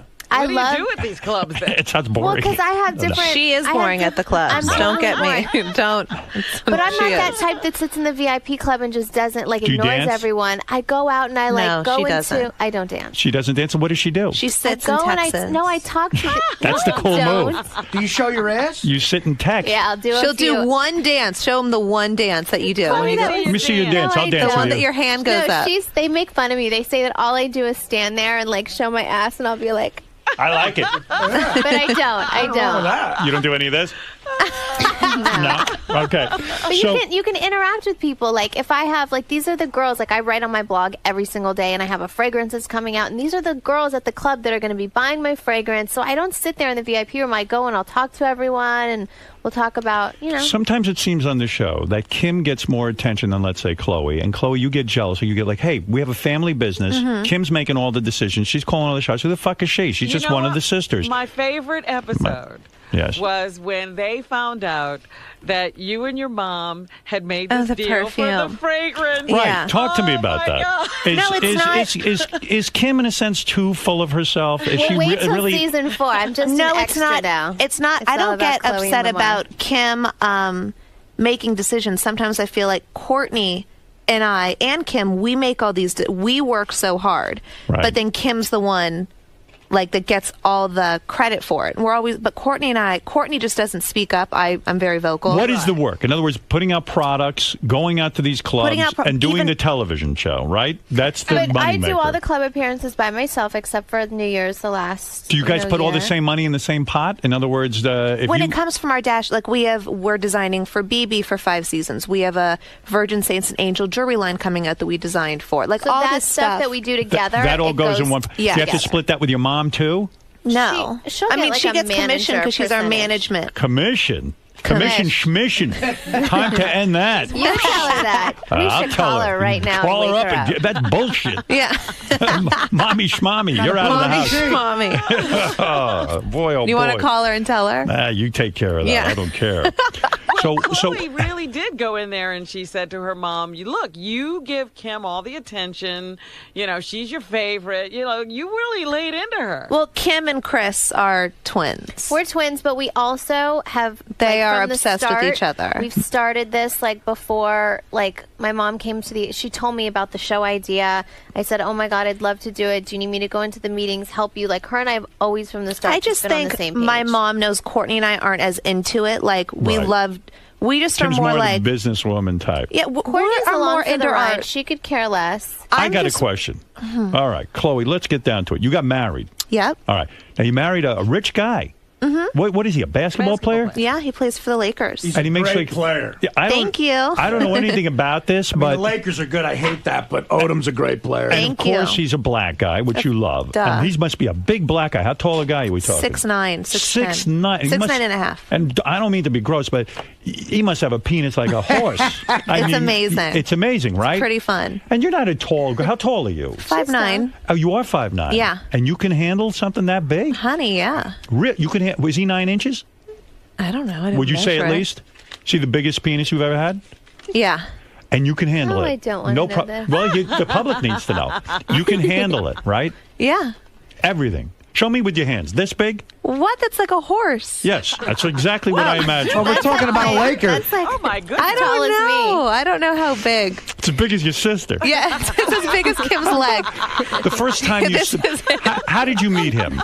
How did you meet your husband? I host clubs too, and I was hosting Ron Artest plays for the Lakers now and does his Welcome to LA party, like a Laker party. And you love that. There's tons of black men around. That's your thing. Go ahead. That's why I said yes. Right. And my little brother came with me. He wanted to go, so I took my little brother. And I was hosting it, and he was there, and I met him. He was there. He was a fun guy. Did you sleep with him that night, or did you wait? I didn't sleep with him that night. How long did you wait? How long should a girl wait? Every girl would like to get a basketball Well, I player. mean, That's a honestly, I jackpot. got married a month after the day they met. So I mean, Yeah, I got they could have married waited 30 long. No, I got married 30 days from the day I met.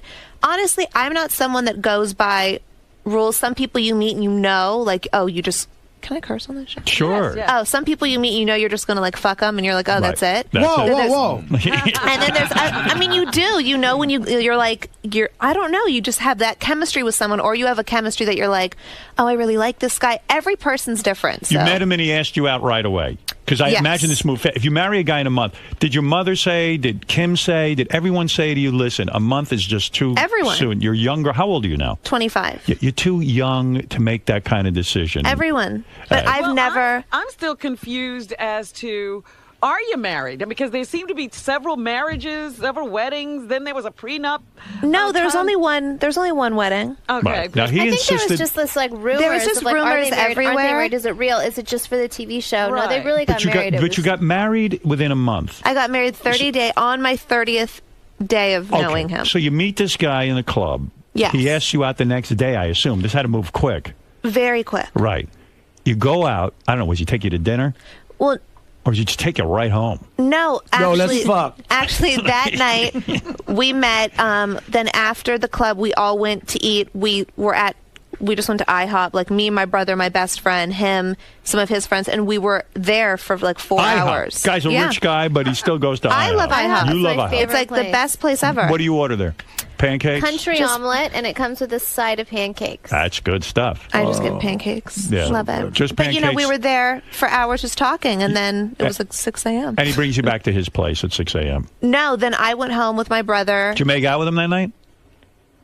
No. No. I never even kissed him. So when do you start getting down to it? You had to be the day next two. day? The next day, like it was 6 a.m. when I went home. The next day, we actually coincidentally had the same business manager, and I was Right. leaving, and he was pulling in, and he So was. you didn't even exchange phone numbers or anything? We did exchange phone numbers, but we didn't speak. It was like noon the next day. We had a meeting. It was me, Courtney, and Kim at the meeting. We all left, and he was pulling in, and it just like everything was He coincident. took you home? He took you to his There's pad? no such things as a coincidence. Fate. He No, took you to his house. no. Then that night he was like, I have a clothing launch tonight.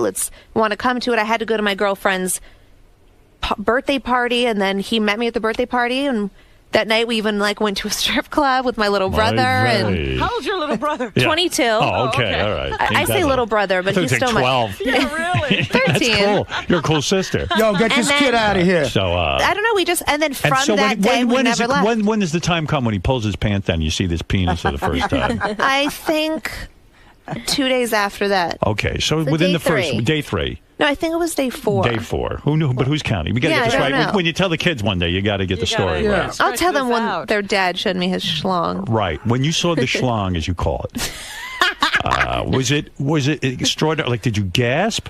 Did you go, oh my God? Honey, she's only used to black eyes. She's used But to this. still, when something's that big, I mean, that's scary. It's Holy gotta- mackerel! Was it? Have you met your in-laws? I assume you have, right? His parents? Yeah. Oh well, his mother isn't alive. Oh, dad alive, or is he not in touch with the dad? No, the dad's alive. He's yes. alive, and you met him, and you Yes. get along with him. Yes. Were some of the black relatives like, "What you doing marrying this white girl?" kind of thing? Did they kind of put pressure on him? Sometimes a black guy can get that too, you know. Yeah. I black haven't women met don't like most it. of his most of them. We kind of cut off because they weren't too happy with it. So. Right. They weren't happy with it. A lot of black women do not like the white woman marrying the black man. That's Right. another They'll thing. kick you your gotta- ass. But That's also, right. and it's also that, but also, it was so soon too Right. that a lot of people, if they live in New York, he lives in LA, and I live in LA, so most of his family isn't. Almost all of his family's in New York. Why So, is the details of your prenup out there? Like, how did that all get they're out actually there? not out there. That's all fake. Here's what I read. Tell me if this is fake. All right, he signed a $30 million contract with the Lakers. Not bad. It's a little higher, but yeah. It is higher? Mhm. Okay, according to the prenup, you get $500,000 for every year you're married. Fake. $25,000 a month in alimony. Be nice, though. Fake. You get their newly purchased $4 million mansion. Well, And- we did purchase the $4 million mansion. And $5,000 a month for clothing allowance. And Nice. $1,000 a month for makeup and hairstyling. That's all, the deal. That's all fake. $1,000 a month. Oh, and they're supposed to That be. would have lasted a day. I know. That's like one time. And there's supposed to be courtside seats in there that I get That's like too. the Do you whole get family those? needs courtside seats. Yes. Well, that's Is that fair. Ridiculous? That's why you married. Yeah, him. why would I want that? Do they think that you were after his money? Is that what they think motivates you in all of this? A lot of people do, but it's all people forget. Like I have very well-off parents. You're a and- rich bitch. I Yeah. mean, You Go have on your and own say it. money. but also like we own businesses. I don't need anybody else's Are money. you guys millionaires? Yes. Yeah, I mean, without your husband's Yes. situation, you are. Yes. Boy, that's a hot package. Yeah. Did you guys get him to sign something? That's what I say to everyone. I'm like, That's why I'm hello. like, I need my guy to sign a That's prenup. right. Who honey. But knows? people, they want to just assume I'm, they're married to a basketball player in 30 days. He's not stupid. He's, you know what I mean? I'm not stupid. We both And Kim, are bringing money to the you're pot. banging Reggie Bush? Mm-hmm. That's a football player. Mm-hmm. I don't even know who that is. He's great, too, on the New Orleans Saints. Well, they have taste. They're undefeated. The Saints are undefeated, yeah. Yeah. He too has the big penis? Yeah? I don't like talking about stuff Well, like that. come on, let's His know. schlong. Is his Howard, schlong he's big? part of their Big, juggernaut offense. He has a bigger. Yeah. Is it this big? What did Howard say? Who has the bigger penis? This big. Well, Lamar is probably Two of feet Reggie. taller. Right. So Reggie is banging you. Yes, Can't he be a is. white guy ever. It's always got to be the black guys. I guess so. That's Maybe wild. Kim would bang you. Oh, you're married. I'm married. I'm in a loving relation. No, I hardly look Your like a wife black is guy. beautiful. She's very beautiful. Mm-hmm. So what's going to be? Are you going to marry this guy, Reggie? You never know. Yeah. We've been together going on 3 years. You're in love? Yeah, of course. We like to take our time, though. Yeah. You've had only long-term kind of things, right? I do the long-term thing. I was married. I got married at 19 for 4 years, so I think that now I definitely want to just make sure that Smart. I just take my time. Don't be a two-time loser. Yeah, I Right. won't be a two-time loser. When Eminem put out a rap song, he badmouthed you. Yeah. Did that hurt you, or did it make you happy and say, "Hey, I'm on the map"? I It mean, made me. I swear. I remember. Like, what did he say about you? he said, Kim Kardashian's a man. He says you're a man. Here's what he said. something. He says, I think Kim Kardashian's a man. She stomped him just because he asked to put his hands on her massive gluteus maximus again.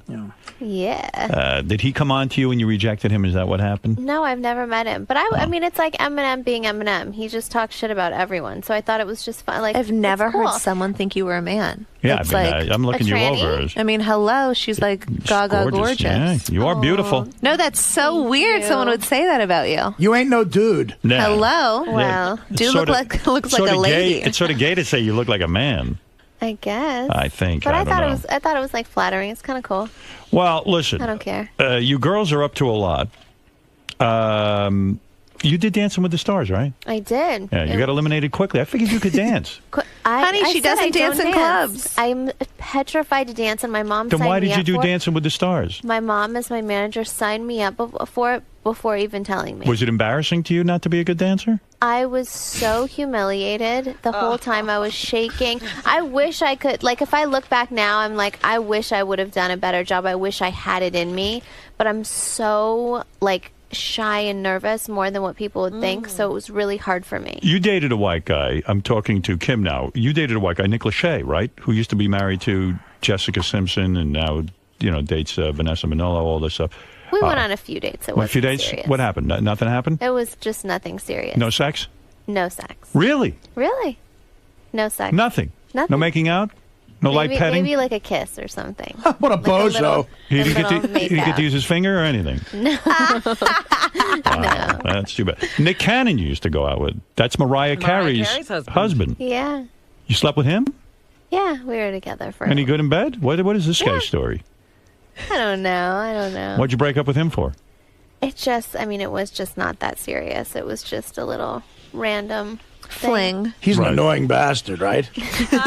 Be honest. I mean, that guy's annoying. Yo, what's up? Yeah. He's got like a degree from Arizona State. Like, what's up, baby? Shit. Do you girls ever like to go to the ghetto and like hang out? I mean, you're very into the black culture. Do you ever do that? Do you ever go to like a really bad neighborhood and hang out and Just for fun. just for fun? I'm being serious. I mean, Yeah. you love it. I like the swap meets. No, but it's almost like you guys want to be part of the whole black thing. I mean, so Really? why not? Yeah, I got a great place here in New York. I You could don't hang think out. they're Fergie. I don't know. They're not wigging it up. Have you ever hung out with Fergie?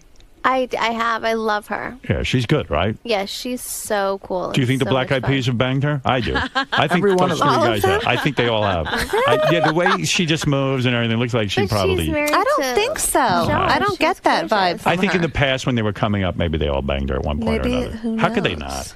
not? I mean, it would be I mean, ridiculous. she's hot. If I were the guys, I'd want to. But That's right. Are you friends with Ryan Seacrest? I know he produces your show. Yeah. Have you ever seen him hook up with a girl and actually go through with it and have sex with her, or is it? I've never seen him have sex. I mean, every girl we've had on the show said they went out with him and then he didn't want sex with them. What do you make of that? Really? Yeah, isn't that odd? I've heard he's like, in I was bed. going to say, I've heard Really? the complete From girls. opposite I've from heard girls. He's like a freak from of girls the in week. LA. Now, you can see Kim and Khloe Kardashian on Keeping Up with the Kardashians premiering this Sunday night at 10 o'clock on E! Well, you've done it. You've how many successful seasons have you had?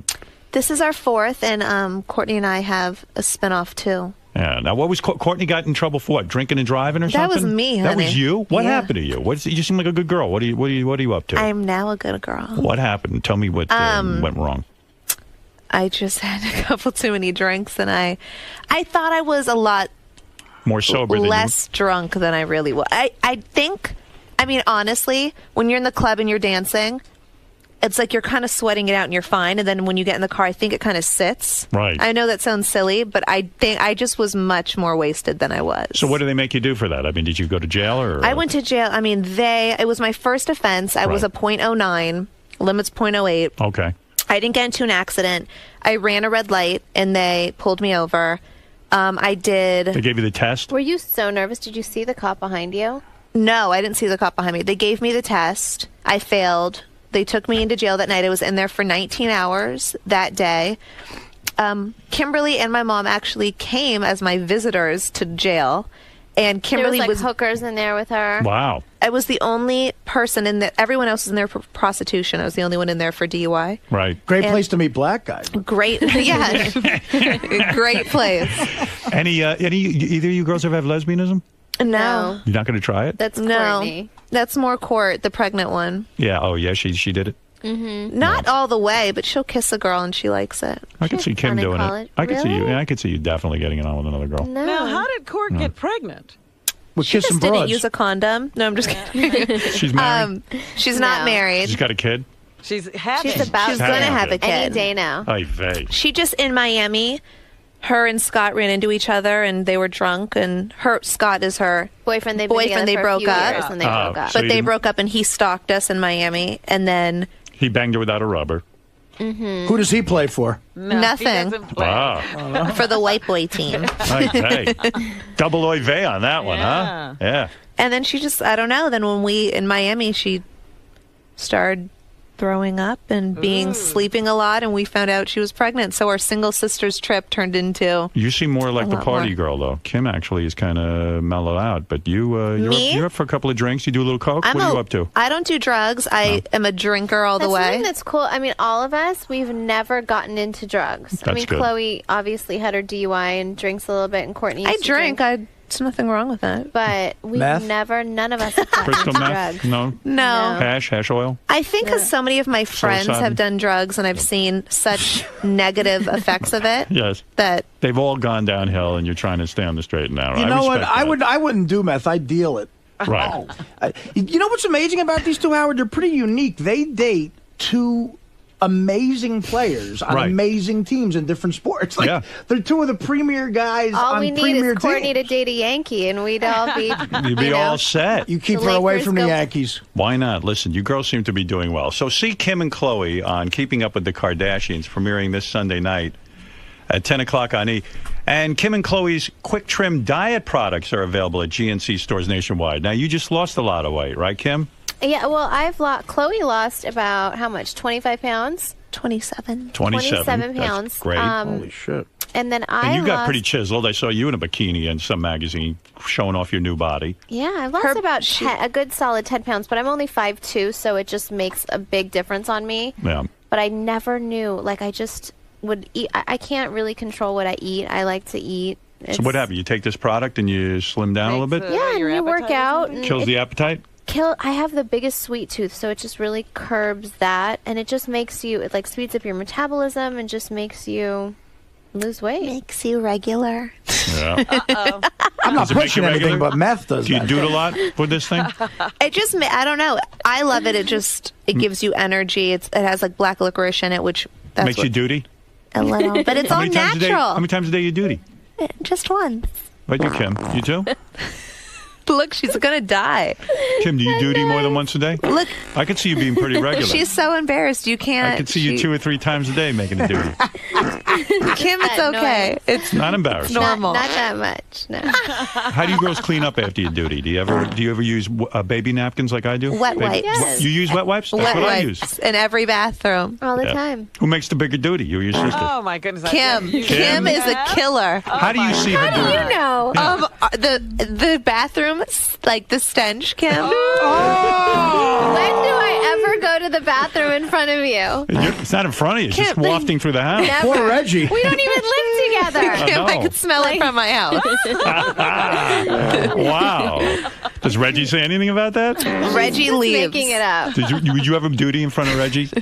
She makes him Can I sit tell on the you floor. something so Yeah. disgusting? Go ahead. My brother and his ex-girlfriend, they were like so No. obsessed with each other they could never be apart. He would go to the bathroom and she would sit on his lap and be there. You're lying. I swear. That's a blumpkin. That's practically a bumpkin. That is a That's a blumpkin. blumpkin, yeah, when you get blown while you're shitting. That's right. What? I don't think it's like Yeah. girls are Who never knew? supposed to like fart or shit or any of that. Let me tell you so something. I've never seen my wife shit. I don't talk My about wife that with my doesn't boyfriend.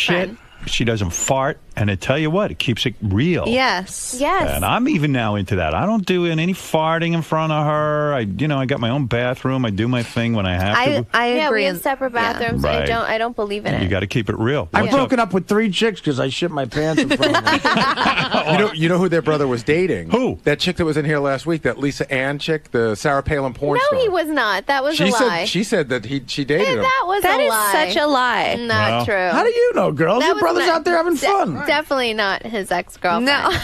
We're talking about met her at the gym and nothing. That was it. Did you guys ever get it on with the same guy? No. No. You don't go for the You same. would We never have double. very different We don't. tastes. Yeah, we have all You would never three of double us. team. You would never double team a guy. No. Right. I don't. Nobody's gotten the Kardashian sisters. No. No. It doesn't sound like you have different tastes. Sounds like We something I would do. like to do. Get all 3 of them in a room and see if I can't get something going. I can imagine Kim shitting and Reggie's like, damn, bitch, what you eating? All right, and look for the Kim Kardashian fragrance this February exclusively at Sephora stores. Go ahead. A couple of quick questions for the Kardashian girls, and then we'll move along. Hey, Ralph. Hey, Chloe was on that last great season of The Apprentice, but it was really weird because Trump kicked her off because she had to do community service for that drunk driving. I just thought that was kind of fucked. Like, Chloe, were you like, what was the deal? Was he trying to thin out the herd, or like? Were you screwed over on The Apprentice? Yeah. Because, I was. Yeah. He knew about my DUI before I went on the show. She had to get it cleared. I had to get it cleared because I did have to go back to LA to do one thing for it while I was filming. And basically, I just wasn't enough drama, I feel, for him. I really was there for charity. I didn't know I was there to throw everybody under the bus. So I think that's why he kicked me off, is just I was boring. Do you think if you guys hadn't been successful in terms of becoming famous, it would have wrecked your life? Did you have the drive in the same way that this couple who broke into the White House? Or Not at all. Not at all. Was it not a burning passion for you to get famous? No, it actually, happened, and we're having so much fun while this ride is lasting. But we all have really normal lives outside of this, and we have our clothing store Dash and stuff that we did before. That's what we you were would be working. doing You now. were working before, right? Yeah. You Right. worked for what? You worked for celebrities and actually put their clothing together, and you were a stylist. I was a stylist and had this closet organizing company, and we had our clothing store, so we would just continue to do that kind of stuff. Guess who was organizing my? He's laughing because I had a big discussion with you yesterday about organizing my closet. Can I get $25,000 for a party? Well, you know what? Start by organizing my closet better. Organize your closet and That's his sell it job. all on eBay. I'm addicted to eBay, so I take everything from my closet and sell it. I bet there. Ralph could get a few G's. Yeah. I would give you $100 to show up at a party. And I drink and dance. That's right. Me too. All right, so you were working girls. The perception is that you guys never had to work or do Right. anything for your, Not but true. you always had something going on. All right, Jim, go ahead quickly.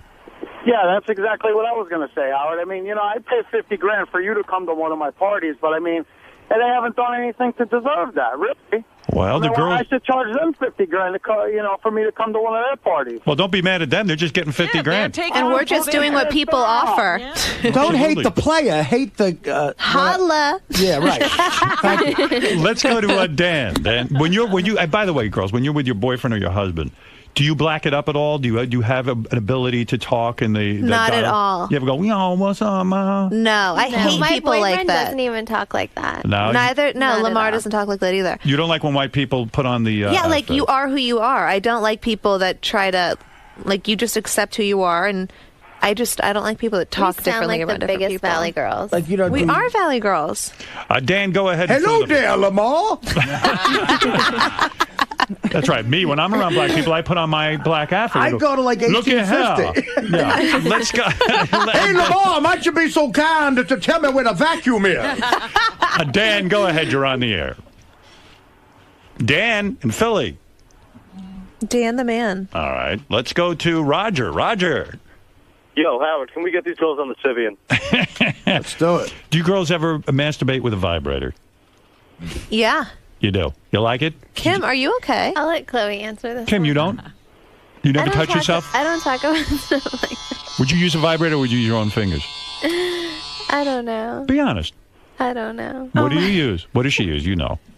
I've never Chloe seen her could do answer it. all these Not after one of those enormous shits. I do not take enormous shits. I was totally Chloe kidding said- about. I was kidding. I just like to fuck with Kim because she gets so uncomfortable. It's funny. What's the big deal about? Are you embarrassed by masturbation? We all do it. No, I just don't ever Masturbating like is talk great. about stuff like this. Really? I always get really like. Can you get yourself uncomfortable. off by just sitting on your foot like Robin can? Oh, here we go. I never said that. She can rock back and forth and get herself You off. can? No. Oh, I was like, that's a gift. She squeezes her legs together. Who do you guys think about when you masturbate? Like George Washington Carver or something?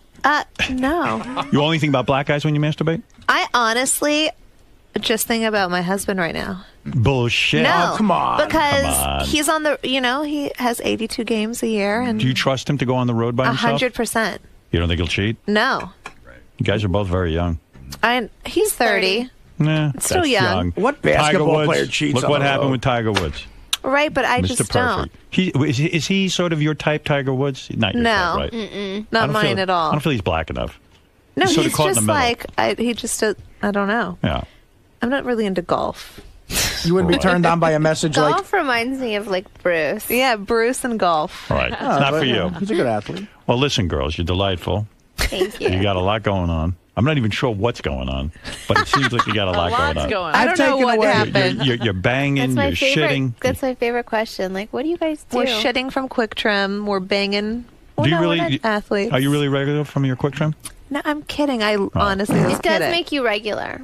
Would you guys in ever? a good, healthy way. Would you ever date a guy? This is more for Chloe than Kim. Would you ever date a guy as light as, let's say, President Obama, or would they have to be darker?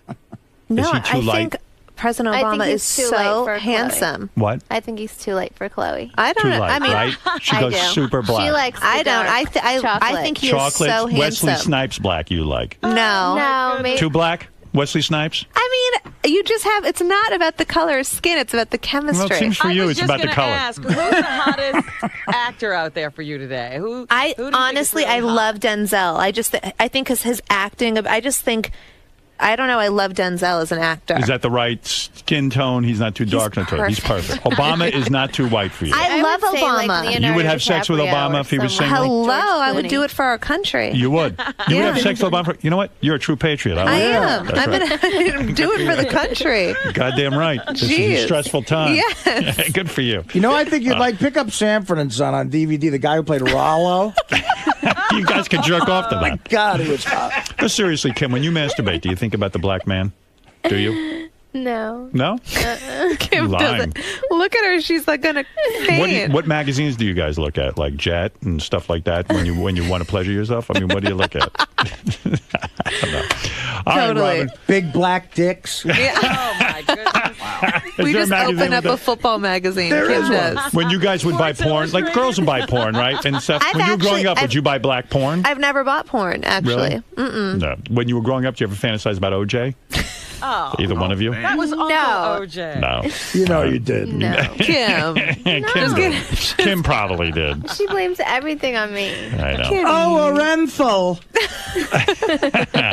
See Kim and Khloe Kardashian on Keeping Up with the Kardashians, premiering this Sunday night at 10 o'clock on E. I like you girls. Yeah, We they're like all right. you, Howie. Well, hey, we like each other. If only I was a black man. If We can only. cornrow your hair for you. Cornrow me up. Kim knows how to cornrow. That's you? how black she is. Help me out. I would do blackface to date one of these broads. Kim and Chloe's Quick Trim Diet products are available at GNC stores nationwide, and you can look for the Kim Kardashian fragrance this February exclusively at Sephora stores. Keep us updated on what's going on. I'm proud of you that you get more money than Paris Hilton at these clubs. Good for you. Yeah, she's got no That's ass. exciting. Yeah. And I like it. I like what's going on. Say hi to Bruce. Tell him Thank enough with you. the surgery.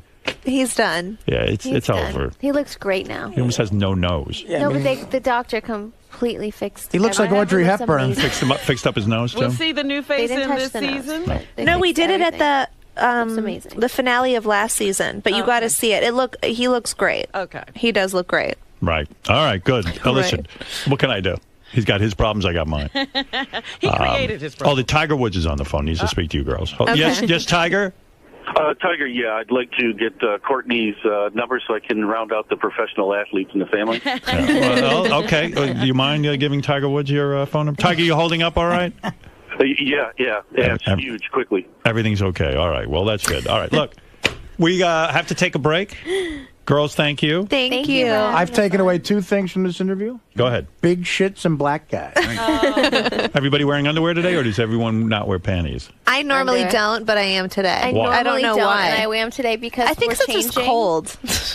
When you say you don't wear panties, like that's just a conscious decision because it's hot, or because he's just a hotter kind of look, or what? No, like for some things I don't like it like cuts you off in some clothes. You can but see it through a dress, you know. Do and you it like just to be looks lovely. photographed and like you get out of a car and then you can see a little bit of vagina? Never. I will not get out of a car if there's anyone there. I will leave before I get out. I think make it's sexy that you guys don't wear panties. I love that. But we only don't wear panties if we know you can't get crotch shots. But you wear a mini skirt with no panties and walk Oh, no. around. No. You will wear panties. Yeah. In some dresses, if they're a certain length, I won't wear panties. But Or if like they're little shorts or something. if they're mini, then you got to cover the thing. Like the paparazzi The will princess. literally get down on the ground just to get that shot. Like they'll lay on the floor or kneel down, and I'll Hot. say, "I'm not getting out unless you." They want to see Reggie's bush. All right, we're going to take a break. We'll be back right. What, anal sex? You girls down for that? Who likes it? And Look, who doesn't? Kim's about to cry. Kim, do you like anal? Yes or no? I'm not answering. Exit or entrance? Come on. Answer. That's why Kim shits so much. I'm just kidding. Can a brother spank you, girls? Can a brother spank you, girls? I love being spanked. You like it. You both like being spanked. Like getting your hair pulled? I love it. Do you like talking dirty in bed? Love it. I love all that. Yes. You like 69? Who doesn't like that? Yeah. You guys like gunplay in bed? What's that? Take a gun to your head. No, I've never done All right, gunplay. well, okay, then you can't be with me. Oh, okay. That's right. I What might do play you rough. say when you're talking dirty? I dirty for me. I go crazy. What do you say? Oh, come on, baby. Oh, I would never say. Would you say the N word? Oh, come No. No. Will you ever use the if your husband said to you or your boyfriend, call me the N word? Never. No. Never. I've never said it. Never will. All right. And, well, that's enough for me. And anal, yes or no? Will you do it? Chloe? That's good enough. That fart was great. Will you do anal for your man if he wants it?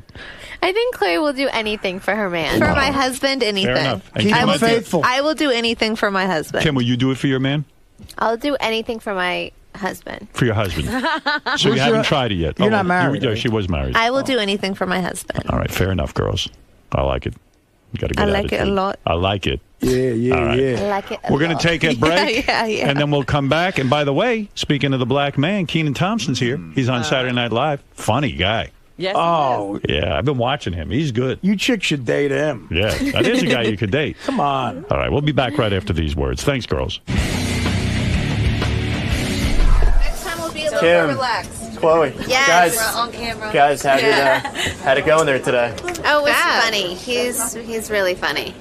Now, you- Spoke about it all. You guys talked about a lot of things today. And you seemed, Kim, you seemed a little shy about talking about the sex and I always get shy. masturbating. And, Like I don't usually talk about that with my friends, let alone a stranger. So it's kind of weird. I always talk about sex and masturbating and anal. Like that's just what I do in life. So. and poop. You guys are a little weird. By the way, she was making that all up. That's not true? I make You guys sure? everything How up. would she know? Nothing that I say is serious, just to confuse you guys. So you never know when I'm telling the truth.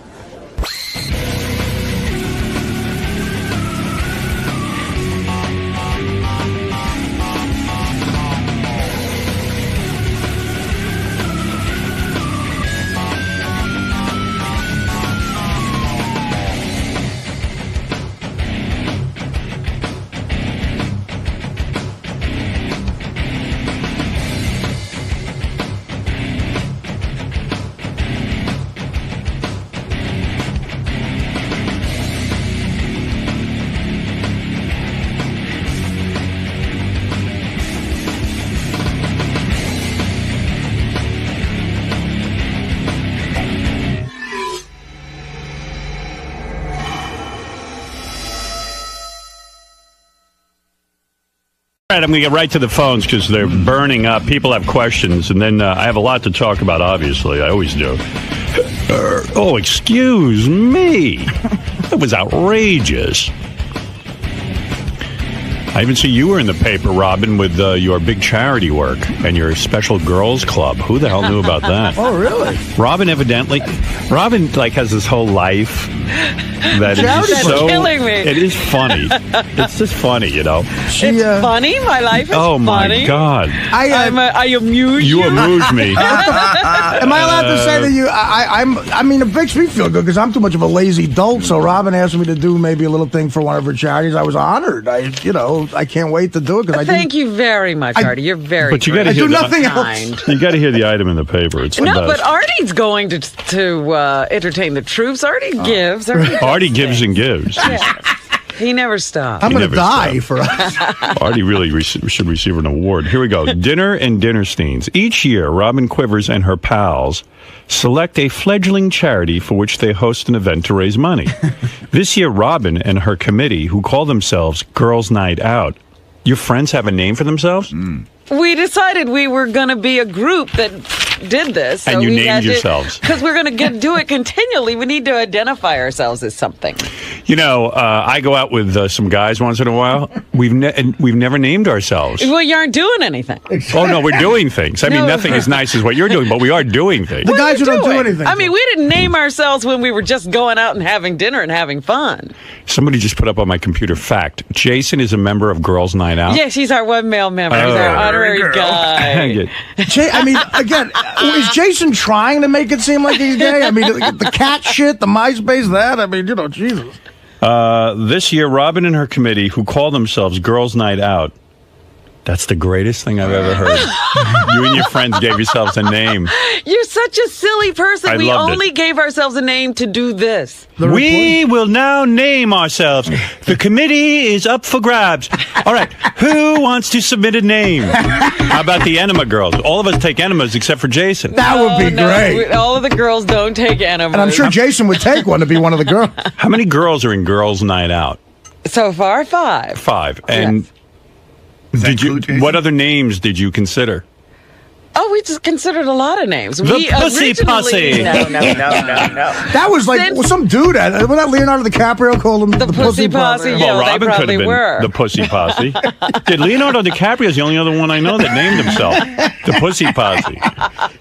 This is what I said about clubs, that you're going to have a slogan soon, and then you're going to be imposing your ideals on the rest of the world. Those kids who used to hang around in Hollywood, they gave themselves a name. The Brat Pack. The media called them that. Yeah, I think they didn't call themselves the Brat Pack. They never called themselves that? No, and Frank Sinatra never called himself the Rat Pack. What is George Clooney and they call themselves something, I'm sure. The asswipes. The douchebag. That's right, the asswipes and douchebags.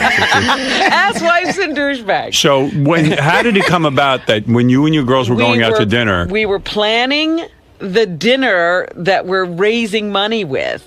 And we said, we need, an advisor said, your organization needs a name. Oh, advisor. Yes. But wait a second. When you guys were just, at first you and these girls started going out to dinner. We didn't have a name. Right. It was 5 girls. Who were the 5 girls beside yourself, I guess? Are you one 5 of the 5 girls with me. Okay, so who is this posse of women? Me, Sheila, Susan, Anne Marie, and Lisa. Lisa G?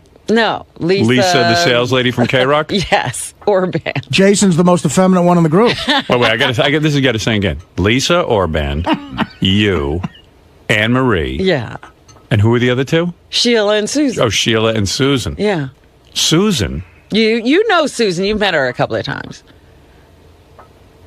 She's straight or gay? Gay. She's gay? Yes. Okay. Now I know who she is. The gay one. That's right. And who is the advisor? Nick Manning? No. Is that who Nick Manning went out with for Girls Night Out? We were dropping loads all over the Girls Night Out. Dropping loads. Do you leave does Lisa G want to get in that group and you leave her out? Or? Of course she does. I don't know if Lisa G wants to get into this group. She does, Robin. We can safely say. Would you expand? Lisa G certainly helping me. Well, we plan to expand. I'm considering Leslie Barbara. Oh, really? Why, she approached you? Well, we were just talking. I asked her to be, part of the dinner committee. Mm-hmm. And she was saying that she, would like to do some things like that. What are the criteria for her to get in? Did you check her teeth or something? So she wants to be one of the dinner partners, the people who get together regularly for dinner. Well, that's part of being in Girls' Night Out. Yeah. Yeah. Because she needs friends. Well, good. Then we'll be her friend. Yeah, she does. She's with Dominic. Dominic's no party. And there's a lot of free time when you're married to Dominic. Because he's then busy. We can use her. Yeah. Dominic was in my Girls' Night Out for a while. He's a real sensitive guy. Oh, darling, I love you. Don't go off into Girls' Night Out because I need to be with you. I don't know. Dominic's getting bad now. Yeah, I don't know how that happened. Did you ever consider the name the Snatch Pack? No. Like a dirty that name? Never came I up. thought of a good one, but it's an old one, but it would never work with you in it. The Itty Bitty Titty Committee. Stop it. There's no we itty did bitty once titties. consider calling it, originally it was 3 of us. And we started Who to were the call it original 3? Sheila, Susan, and I. Oh, and then you added Anne-Marie. And Lisa. And Lisa Orband. Yeah. A sexy group. Yeah. And Jason. And Jason was a latecomer. Very sexy. I have a very large clit. What is that about? So, wait, how often do you guys get together for dinner to plan things? To plan things, we don't get together that often. We mostly, stay in contact by email, phone. The fuck is wrong with you that you're in the Girls' Night Out? Scott the Pace with a lot of ammunition. I didn't know it was Girls' Night Out when I signed up. That came later. Really? The girls are the best. We went out. Robin took us out to a great dinner to talk about this, charity thing. And girls are awesome because 90% of the discussion was just coming up with the name for the club. That was the big order of business that night. What names did you hear?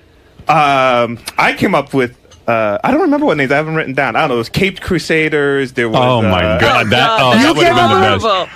Oh my God, Caped Crusaders! If you would change the name to Caped Crusaders, and then issue a press release to this guy in the Post. You know what, Jason? I don't want to go to your bachelor party in Amsterdam anymore. The best is when one of them said "Girls' Night Out," you knew what was the winner because all the girls did that. Woo!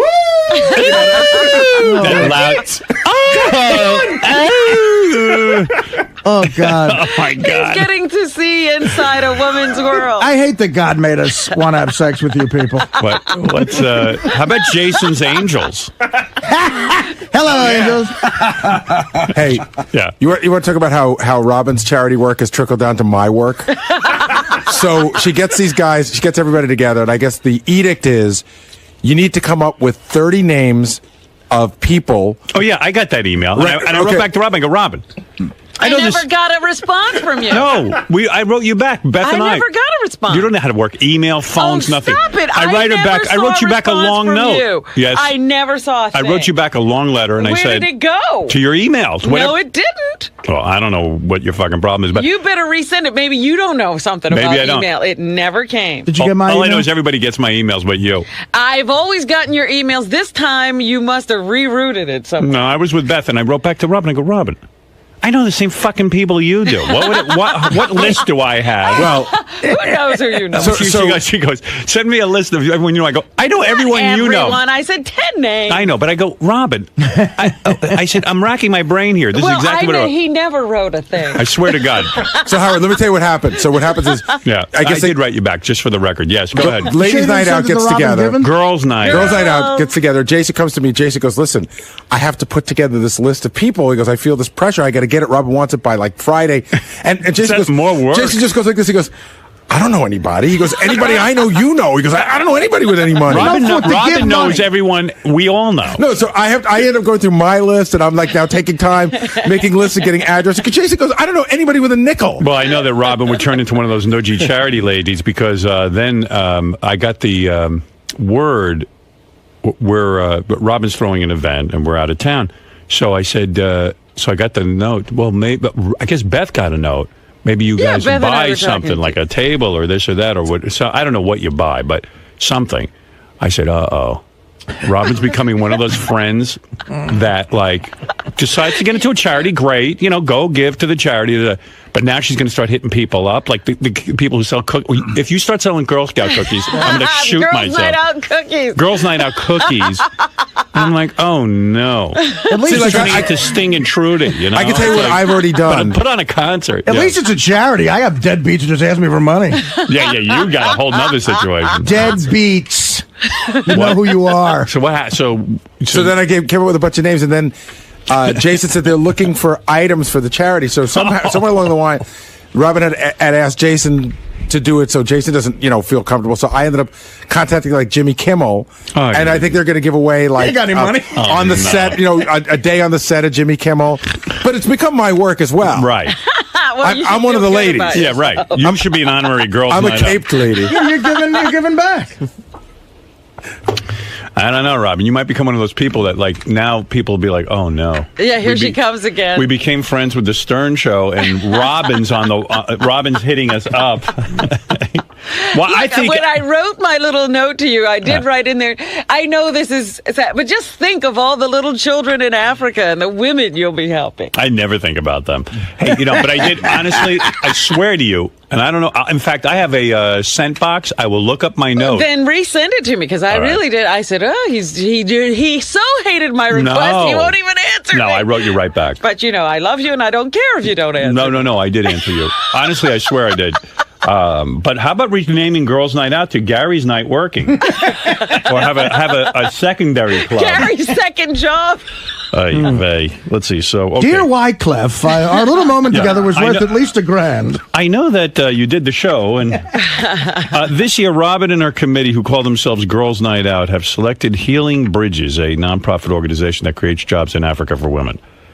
On April 17th, Robin et al., that means all the Girls Night Out people, will be at the Rainbow Room hosting an evening featuring concert pianist Simone Dinnerstein. Simona? It says Simone. It's with an E. They pronounce it Simona.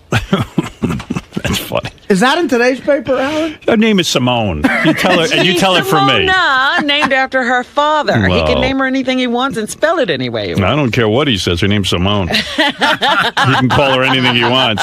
Simone Dinnerstein. Simona Dinnerstein. And the artwork of her dad, Brooklyn painter Simone. Simon. Oh, Simon Dinnerstein. What's wrong with you? He was so important he had to name his daughter after That's him. what they chose to do. That's like if I named my kids Howina, Howardo, and Howina. Howini. You chose not to do that. You will be Howini. Thank God. You'll be Howini. And they're three very happy girls. That's good. VIP tickets are $1,000. Hey, look at this. Is some shindig. All right, very nice. Girls Night Out. I'll have to remember that name. Jason, where is the list of all the names Robin rejected? That's what I want to know. I didn't reject. What are you talking about, rejected? Well, you rejected names that night. Oh, you mean that Yes. night? The original name was Trey Chic. It came up when we were in France together. Trey Trey Chic? Chic is horrible. And we were just having fun, and then it was like, well, let's call it Three Chicks, and then it went from there. Hey, Johnny, what's up? Who, me? Yeah. Talking to me? Yeah. Oh, no, nothing. I heard this thing, and I'll donate a motorcycle for Robin. Really? Absolutely. Oh, I would love that, Johnny. Well, the other day you did. Girls Night Out is really getting it together. We have a motorcycle. Johnny Frotto coming up with a motorcycle. Thank you. Jason can't afford to go to the dinner, though. Not that you know, but it is the second one I've done for this show, so, I'm used to doing them for you guys. Well, thank you. It'll be very nice. Tell me what you want, and we'll get it to you. Now, what are you going to do, auction it off for a charity? We're going to auction it off for a charity online, yes. I like it. What charity are you going to auction it off for? Healing Bridges is the charity. It's for getting African chicks jobs. And sponsoring kids to get an education who've been orphaned by AIDS. Oh, that's too bad. Well, okay. Well, That's too bad. That's too bad. Johnny won't sleep tonight. What am I supposed to say? I feel bad for him. All right, Johnny, I hear you. That was very Thank nice. you, Johnny. Thanks, Johnny. All right. That is nice. That's Johnny Frotto, everyone. Somebody let me know how. Yeah, I will get back to you. Thanks, Johnny. Or actually, Gary will get Here, I'll tell you what, I'll put you on hold. Gary will get back to you. Gary and Jason will start working on it right away. Hold on, Johnny. Yeah, go talk to Johnny, somebody. Yeah, Jason actually knows how to hook him up. I bet if you agree, I'll tell you what you auction off. You want to raise big money? Yes, darling. Agree to show your titties to one of our listeners. Get out of here. I guarantee you, these African kids will never have to work again. That's right. Opening bid of 5,000 right there. If you agree to take some guy in a room during the show and show him your titties. You're nuts. Nuts. You know what you'll raise for Africa? And Howard's nuts? That'll be a lot. Wait, Howard's nuts. Well, I ain't raising money, but she is. And those titties, and I'll put a bid in. Although it would be weird for me to stand in a room with Rob and have her unbutton her blouse and show me her titties. Yeah, don't you think? Your titties are legendary. How long? Like, just for 15? No. You have to give a person a minute to really study it. A minute? No way. To put it in your memory bank. That's too much. I wouldn't show my penis because it's small. A minute is? I wouldn't show my penis because it's small. You got beautiful breasts. I mean, show them. Yeah, for jerking off purposes, you got to, you can mix and match. I would put your tits on Lola Falana's face.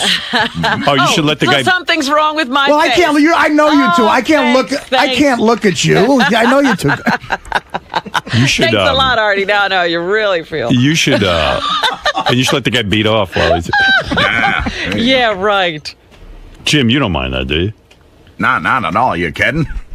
I think it should be a threesome. A threesome? A threesome. What's a threesome? The guy jerks off on her, and I jerk off on the dude. Well, that's a good question. Is Jimmy involved? I'm always involved. I'm there with the lube. That's disgusting. Jimmy, you part of Girls' Night Out? Oh, yeah. I tuck my cock between my legs, and I do a vagina dance. Girls' Night Out. Wow. Well, is Jimmy involved at all? Did you get him? I know how to say Simona. You probably do. Even though it's spelled Simone. It's Simona. Of course it is. Sometimes chicks, their name is an issue. Like Robin's name is Robin. Right. You can deal with that. No, it's Robana. Yeah. Do you know what I become every time I travel? Rabino. Yeah, I have an O, and they just put it on my first name at the end. I went out with a chick whose name was such an issue. She always was correcting everyone about her name. And I was just like, your name is such a fucking issue, That's man. annoying. It's like, even your name's an issue. We always had issues. Psychologically. You had issues with her, too? Yeah. We weren't meant for each other. She was really great, but when a chick's name is an issue, it's indicative that everything in her life is probably an issue. So like a somewhat famous broad? No, not really. I mean, it was Demi and yeah, it was one of those situations. Like instead of Demi, it was Demi, and she was constantly correcting everyone. Oh no, my name is Demi. I have a buddy who's into like the trendiest thing for a little while and then he gets rid of it. And he got into skiing once, and he said he bought Dynamique skis. Dynamique skis, and then I saw them one day at his house, and it said dynamic. And he was so mad that I wouldn't say dynamique. I'm like, what a douche. Right, like you charge an extra $150 to pronounce it dynamique. Could have named your group Dynamique. I didn't know it. He should have been there. Girls' Night Out should start a band. Like it should be a whole franchise. You know what I mean? Like those girls, the dancing girls. What are they? The Pussycat Girls. The Pussycat Dolls. Girls' Night Out. Hi, we're Girls' Night Out. We raise money for charity. It'd be like the Spice Girls. We're Girls' Night Out. We raise money for charity. We sing, we dance. And now we'd like to do a song for you. I'd love it. And you and Anne-Marie and little Lisa Orban, she can sing. Yeah, she could belt it out. Yeah, well, what do we do while she's singing? You play your instruments. Avant-garde style. Yeah, that means we didn't have to learn anything. After my enema, I have a meeting with Girls' Night Out. I see your whole life. It's amazing. I mean, you're such a full life. And you could never be married. You're too full. You're too full of life. You're a shining example, Robin. Thank you very much. I don't know what that means. But. Enemas and special liquid diet and Girls' Night Out. I mean, what don't you... You know, you remind me of Betty and Veronica from the Archie comics. Now, why is that? Because they always had everything going on. They were the projects. And it involved everyone. Archie, Jughead got involved, everyone. I am envious. I'm looking to withdraw more from life. I mean, she's really come full circle. Energetic and for positive things, too. You're very positive. And this is wonderful. I feel like I'm getting an award. Where's the, No. what's the end of Here, this? We're this close to throwing you out a window. Never mind an award. Henry Hill's Give Sunday me those Gravy. names. You're holding out on me. Girls, I get this memo. I go. I wrote you back. I swear, I'm going to find you the note. I never got. I could find it in my Lotus notes. I said, Robin, this is fantastic that you're doing this. And I wrote you a note, and I said, listen, we're going to be out of town on such and such a date. This is what's going on. I wrote you a long note about what we'll be doing that week. Okay. And then I said, as far as this list goes, I'm sitting here racking my brain. I'll get to work on this, but don't you know the same people I know? I mean, how would I know someone you don't know? Well, I thought maybe you had met somebody when you weren't with me. Well, I'm glad this came up because I had no idea you didn't get my note. No, I didn't. Yeah. I didn't want you to think I blew you off. The only I people did. No, I would never do that. But that's okay. No, I admire your tenacity and your verve for life. The only people we know that you don't are a couple of very wealthy strippers. Yeah, we could go that route. That you visit when you're not with me. Andy, you're on the air. Hello. Hey, Andy from Jacksonville, Florida. Go ahead. Hey now. Hey now. Hey Robin, I gotta say this is about the gayest, most bougie thing I've ever heard of in my life. Well, I'm glad you appreciate it.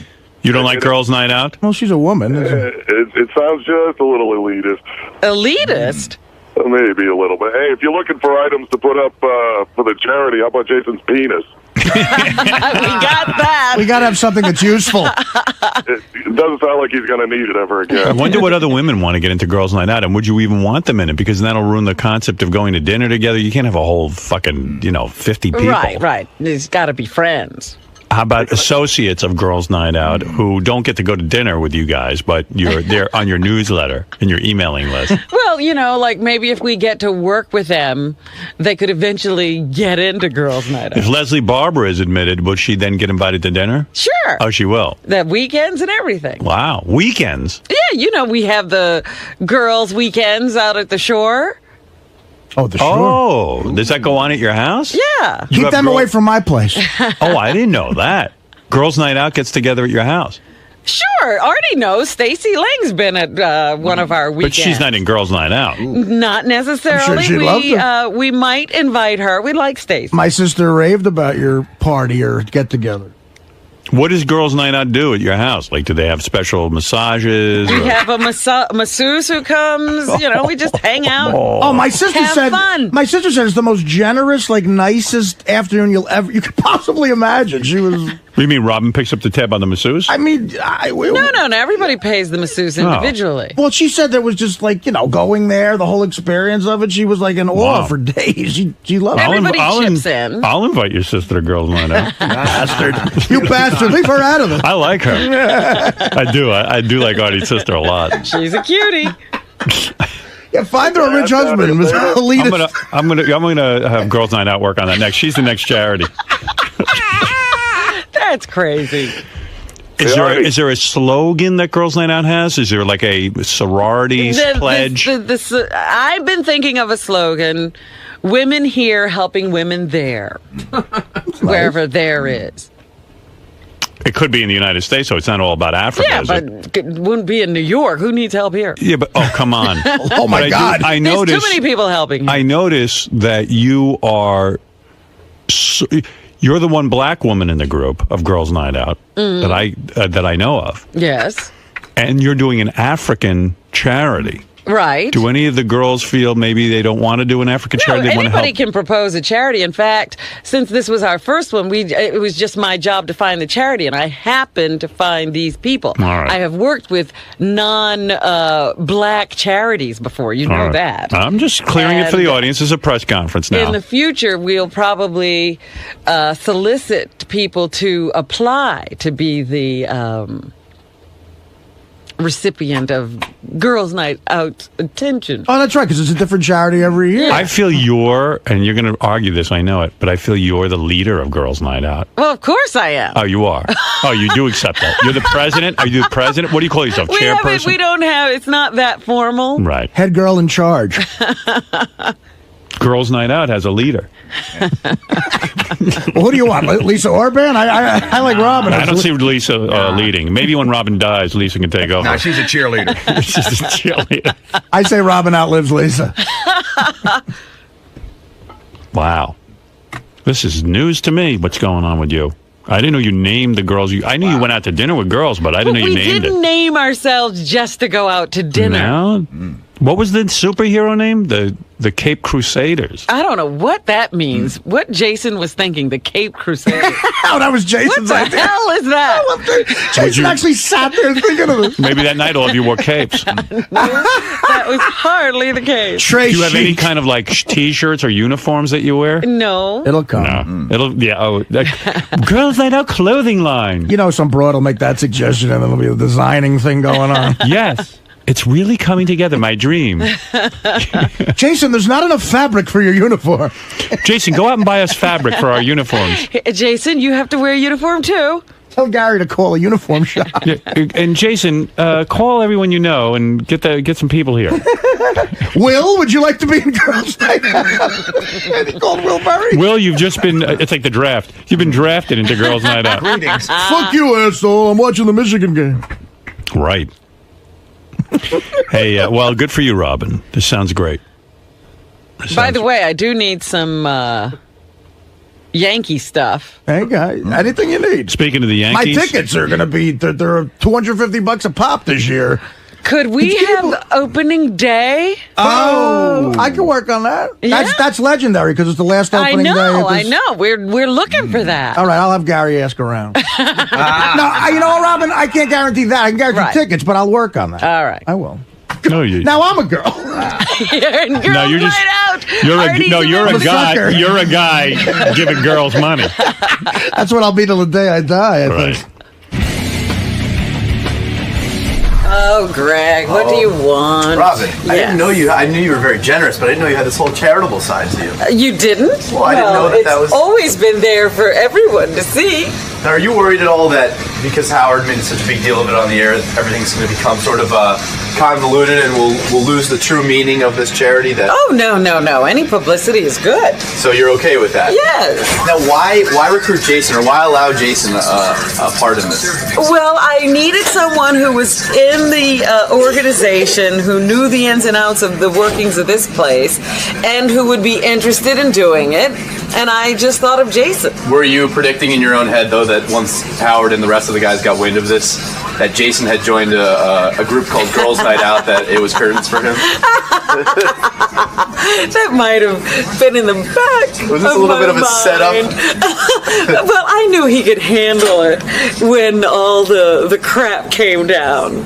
Well, good luck with this charity, and I'm very impressed. Well, thank you. I live to impress you. I thought so. I thought one of these days he's going to know I'm a really good person. This will be the deal sealer here. Ooh. I'll let you be, well, my you dear. must come. Oh. Maybe you can be my date. Oh, you got it. I'm in. All right. It's going to turn into Greg and Robin's night out. Mr. Kaplan. What's up, Greg? You had to have known joining a charity with such a name with a bunch of women was going to lead to some ball busting. When I joined it, it didn't have the name Girls Night Out. I didn't realize name-wise what I was getting into. But you know what? I stand proud as a girl from Girls Night Out. We're doing good things. We're helping people out, helping the girls out, and I'm in the girl club. Now, were your intentions always charitable and pure, or did you view this as an opportunity to hang out with some hot chicks for the night? You know what? It was all about the charity, Greg. It was all about helping people. Listen, that's what girls like to hear, right? It's all about, working. I'm looking forward to, the late nights, Robin's house, all the girls hanging around, drinking, eating, we're up all night trying to come up with, the next world problem we're going to come up with a solution for, and, hey. And if a tickle and pillow fight happens, it happens. Listen, you guys can mock, all right?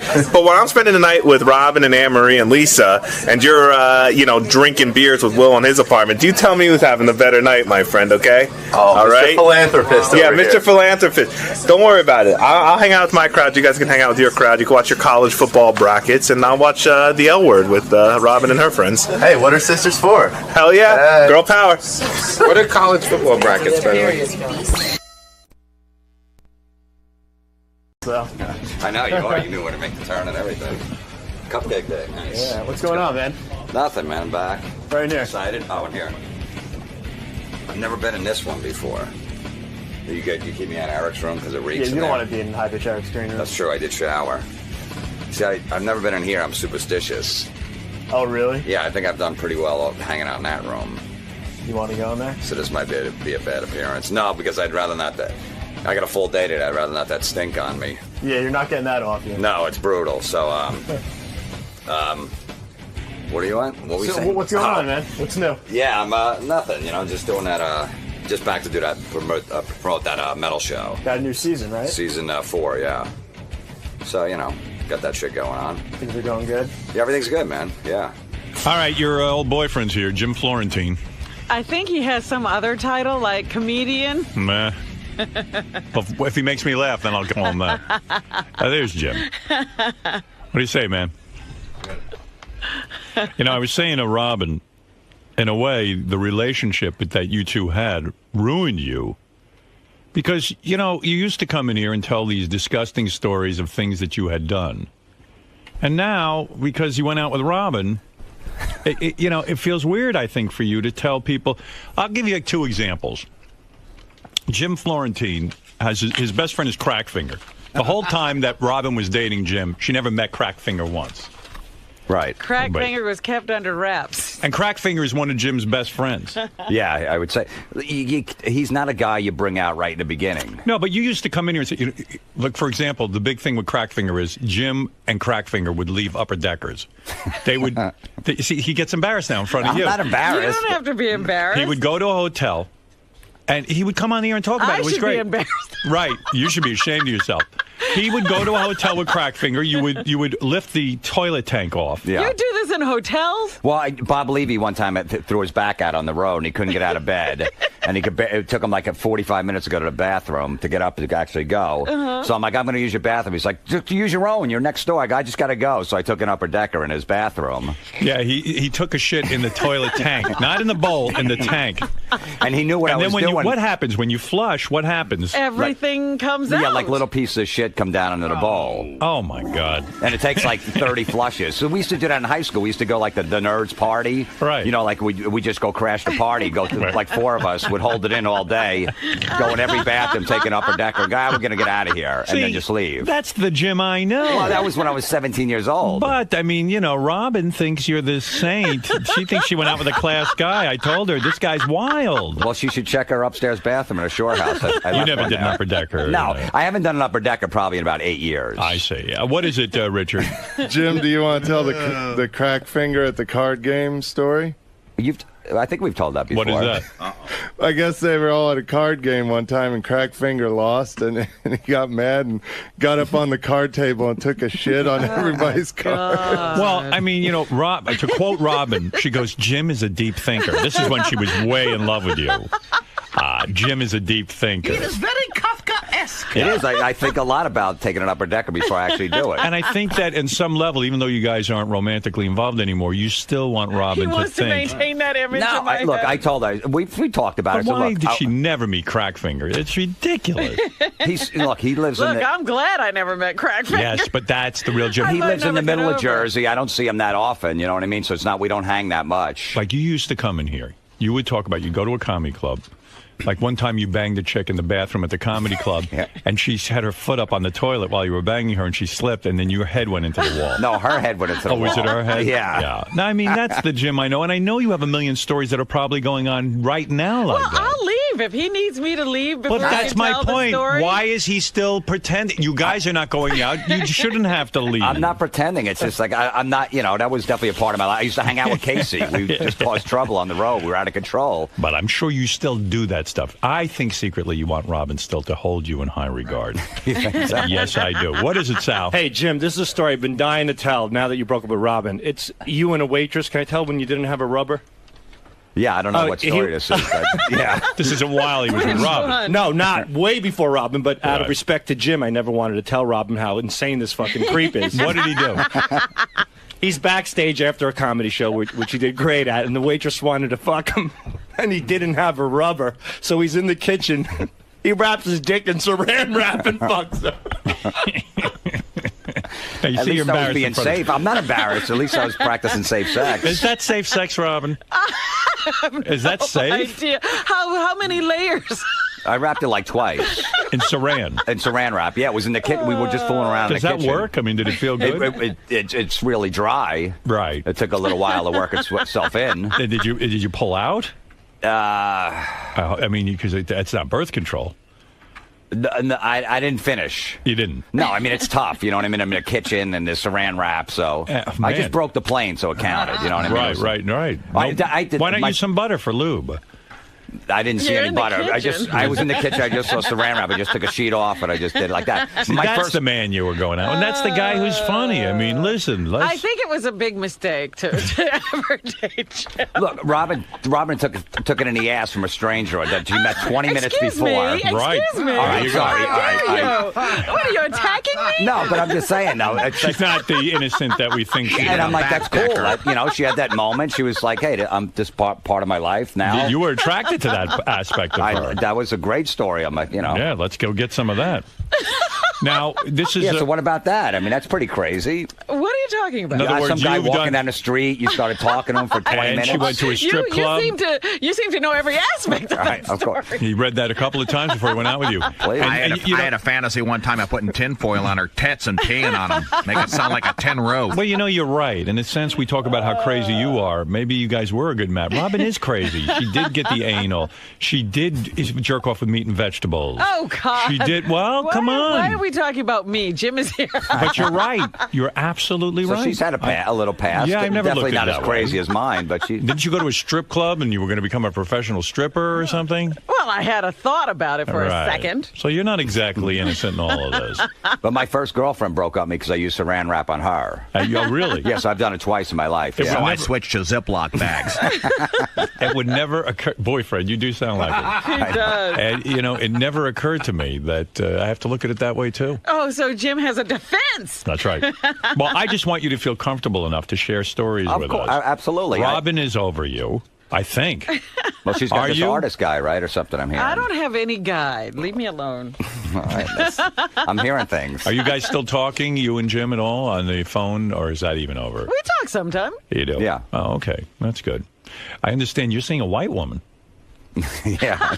Did you know she had a girlfriend? No, I didn't. It's not a girlfriend. It's just seeing somebody. Well, that's a girlfriend. What do you mean? You're going out with her? Well, what do you consider going out? What do you consider going out? What are you doing? Yeah, what are you doing? I just, we're hanging and stuff. It's only been a few You're banging, months. right? Yeah. All right, so it's a girlfriend. Right. When you went through your wrapping her? When you went through your phrase before Beth, were those girlfriends that you were banging, pulling out of clubs? No, Some of them were. I never pulled anyone out of a club. Oh, whatever you did. I mean, you had a nice run. There were girls I was seeing. Yeah, right. So it's just someone I'm seeing now. We'll see. Right. Valentine's Day is coming up. You don't want to get too serious. Yeah, she's white, actually. Yeah. I know. I only saw you for a long time. You dated an Asian woman. Mm-hmm. For a long time, you dated a black woman. And then it was a Spanish woman before. Before all of them. Yeah. Well, he's going around the world, apparently. Yeah. I thought it's finally time. In fact, wasn't that Nick DiPaolo's thing? Can a white woman get a chance? Yeah, I just saw Nick at the Comedy Cellar, and he was like, Jim, you're back to the white people. Thanks. Well, so the exciting news for you, and I never thought this would last, but your TV show, The Heavy Metal Show. Is that what it's called, The Heavy Metal Show? The Metal Show. That Metal Show. That Metal Show. Yeah. I've watched it. I like it. Really? It's like The View for metalheads. Yeah, pretty much, yeah. And it's you and a bunch of guys. You sit around and you talk metal. And believe it or not, this show, which airs on VH1. VH1 Classic. Right. It's now in its fourth season. 4 seasons. And we're going to do like 35 episodes this year. So pretty much almost every week. But they did an episode with Richard. But everyone talks about they don't pay you over there, right? I mean, they give you terrible money. Horrendous money. Yeah. Have you gone to them and said, look, 4 seasons now. We're obviously something of a hit. I mean, we somebody must be watching the show. There is a reason you're keeping it on. No, I know. Well, we signed. We had a first contract for 4 seasons. Now we can renegotiate for the 5th. That's when they'll probably fire you. Yeah, probably, exactly. Right. They won't let you. They're going to go, look, this is what it is. If you don't like it, go fuck yourself. Just like the Jersey Shore is negotiated. Still MTV Viacom. Do you get big ratings with this show? I mean, yeah, I don't know what the exact ratings, but yeah, they Must real be. big. They wouldn't keep it on if it didn't. It's the only original programming on that channel on VH1 Classic. Is there any women on the show? Or is it always just guys? Because heavy metal is mostly guys. Mostly guys. We had Lita Ford on. She was like the only. We have today. We're taping a show with Scotty Ian from Anthrax, right? And his wife. I think you played her CD, wife Pearl. That's Meatloaf's daughter. She's coming on today. Yeah. Yeah. Attractive girl. Looks like she's good looking. Right. Yeah. Yeah. And she's Some good. of the It's good. audience that you talk to are women. Sometimes they have women in the audience. Yeah, we got a few women in the audience, but there's not too many female like hard rockers. And you had a woman on the show, but she died. Yeah. What happened there? That's right. She was a box of junk girl. She comes out and gives out prizes because we do a trivia thing. I remember seeing her box of junk girl. Yeah, Carrie Lee, her name was. And she died? 27 years old. You're kidding me. Died in her sleep. We don't know exactly what happened, but, you know. You weren't banging her? No. You know, I was afraid you were going to kill Robin with that horse cock and balls of yours. I wish I had a horse cock. Yeah, I know you got big balls. So she died mysteriously. And and now she's just gone from the show. Yeah, this happened like December. Yeah, and we haven't replaced her.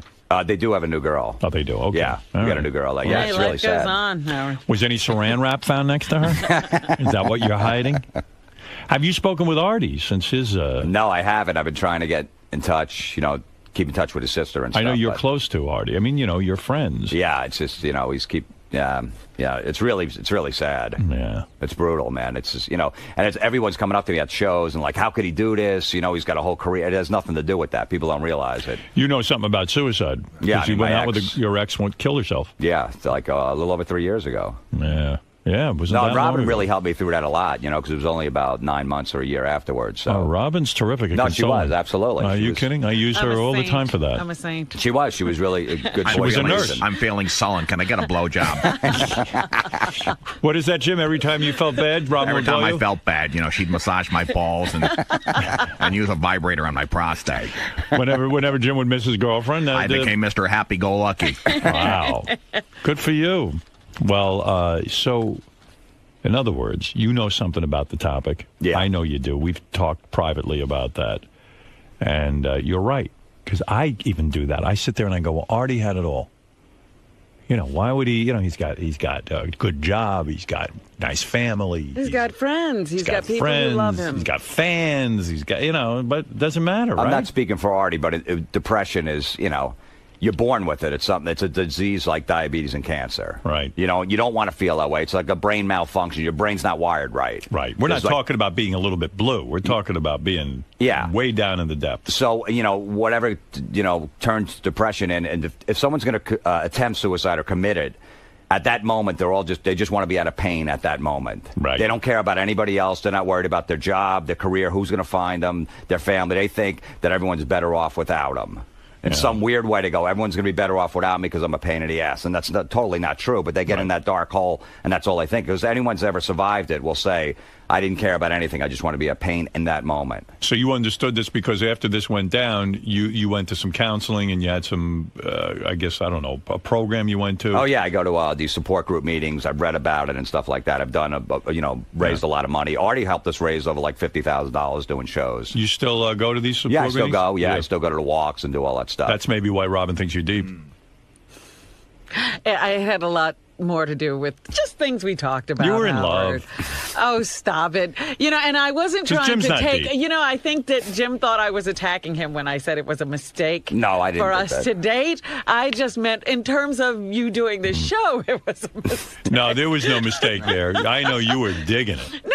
I still were love getting Jim. it. I think Jim's a wonderful human being. I think Jim gave it to you so hard, you had a hard time getting over it. Oh, We're going to be please. honest. Please. Just calm yourself down I over think he there. gave it to you I'm thick and full. simply going to say that He was a wonderful moment in my life. I will never forget. Look at this. And it was a great time. And I think we helped each other because we were both, I was coming out of a relationship. And that's right. You were he very had vulnerable. Gone through whatever, had happened to him.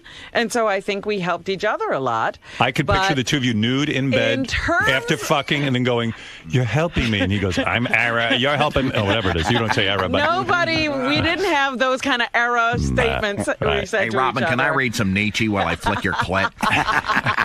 I'm simply saying. Oh, you're so deep, Jim. Thank you. That, it's very hard to More have vulva. an ex-boyfriend doing the show. And I may inhibit him as well. And so that's the only thing I meant as a mistake. No, I didn't take it personally. No, I remember the first time I was going to come back on the show, and we're dating. I go, "Robin, I got to come on the show next month because I got a CD coming out." She's like, "Oh, shit, I never thought about that." That's right. I warned the both of you about that. I know, but we never thought, we never thought about the end.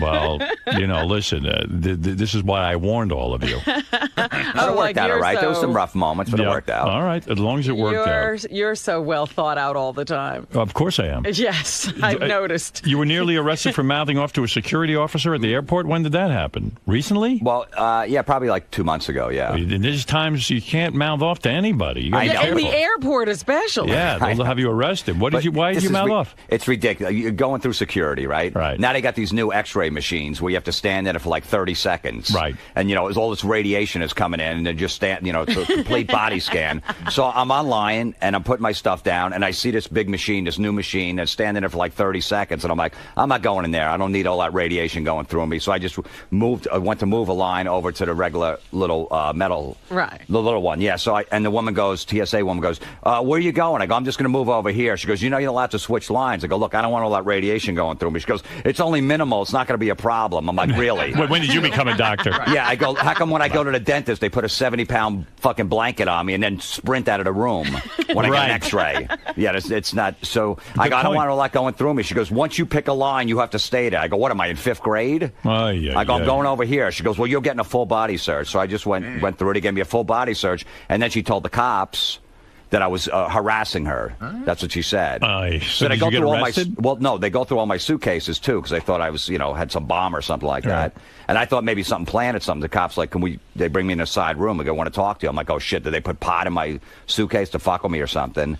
And they go, "What did you say to this TSA woman? She's really upset." I go, "She's upset?" I go, "I told her." She said I couldn't switch lines. Once I pick one, I'm not allowed to. I go, "What am I in fucking 5th grade?" Yeah. And they go, "That's what you said." I go, "Yeah." And they just started laughing. They go, "All right, just go. No problem." Let me talk to you about something very personal here because I'm noticing this when I'm talking to you. What is this new facial hair you have? I've had this for years. Do you realize that Jim's got it's not a mustache or a beard. He's got, what do you call that, a soul patch? Soul patch, is what people call it. But Jim, one side is longer than the other. Yeah, it's not very straight crooked today. Really? Yeah, when you shave, yeah. He's got hair directly under his lower lip. Right. And on the left side of the lip, on the right side of the lip, excuse me, it's almost reaches to the corner of your mouth. And then on the other side, there's hardly anything. It's not even. It's wild. It's driving me crazy. I don't spend that much time in the mirror thinking about it. But I mean, you're going to have that. Why that hair? Why that? Look. See what I mean? It's not even. That's close. It's close enough. Robin, it's driving me crazy. Jim's soul patch is off. Well, he does different things. It's not always that large, is it? Yeah. It's not always that big. I don't know. You're always changing your look. I've had this for like 10 years. By the way, it's the only thing that doesn't go gray anymore. The sideburns and all that. So I keep it. You'll be happy to know, I think, that one of Robin's cats died. He knows that. Yeah. Now, I know you're happy about it. No, he's not happy. What are you talking about? You've said to me many times that Robin's cats would cock block you when you were trying to get laid. They did try to cock block, absolutely. Yeah, well, how did they do that? Well, they were trying to get in there. I'm like, look, if I want a threesome, I'd rather a real female in the room, not a cat. So you would lock the door when you were with Robin, and you would lock the cats out. And then they would start scratching at the door. Robin, that's... I don't recall that. You don't recall that? I'm like, Robin, can you make a little noise so I don't hear that scratching? So I'm losing my erection. You didn't remember that? Oh, you're so crazy. By the way, Gary Fafafui said on the wrap-up show that people with soul patches are douchebags. That's a quote. Oh, really? Are you calling Jim a douchebag, Gary? Come in here and tell him to his face. What is that? I don't love the soul patch. What? I don't love the soul patch. On Jim or in general? In general.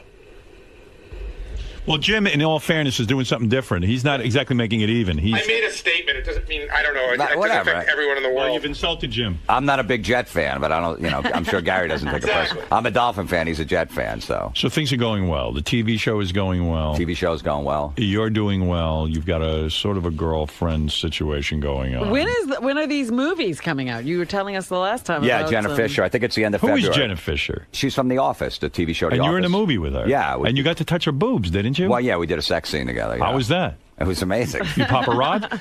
A little bit. A little bit? There's too many people around. It's, there's like 17 people, and it's awkward. You couldn't forget it all? I was trying not to. I don't know. I did love scenes in my movie. You never noticed anybody. I didn't realize. I got up, had full erection. Did you have anything on? Because they put me in like this little G-string, just like a little pouch. No. I one scene, I was in the underwear with the girl with the tub. Right. And every time I got up, they had to shoot around me because I had a full hard on. She was naked in the tub with me. I was hard. I don't know. That turns me on. No, well, it wasn't a full nude scene. I did get, a couple times I got a little heavy. And I got up, and it was embarrassing because I just had this little patch on, and you can obviously see it. What, do they show your naked ass in the film? Is that they why? Might. I don't know. I don't know what. That's wild. That's great.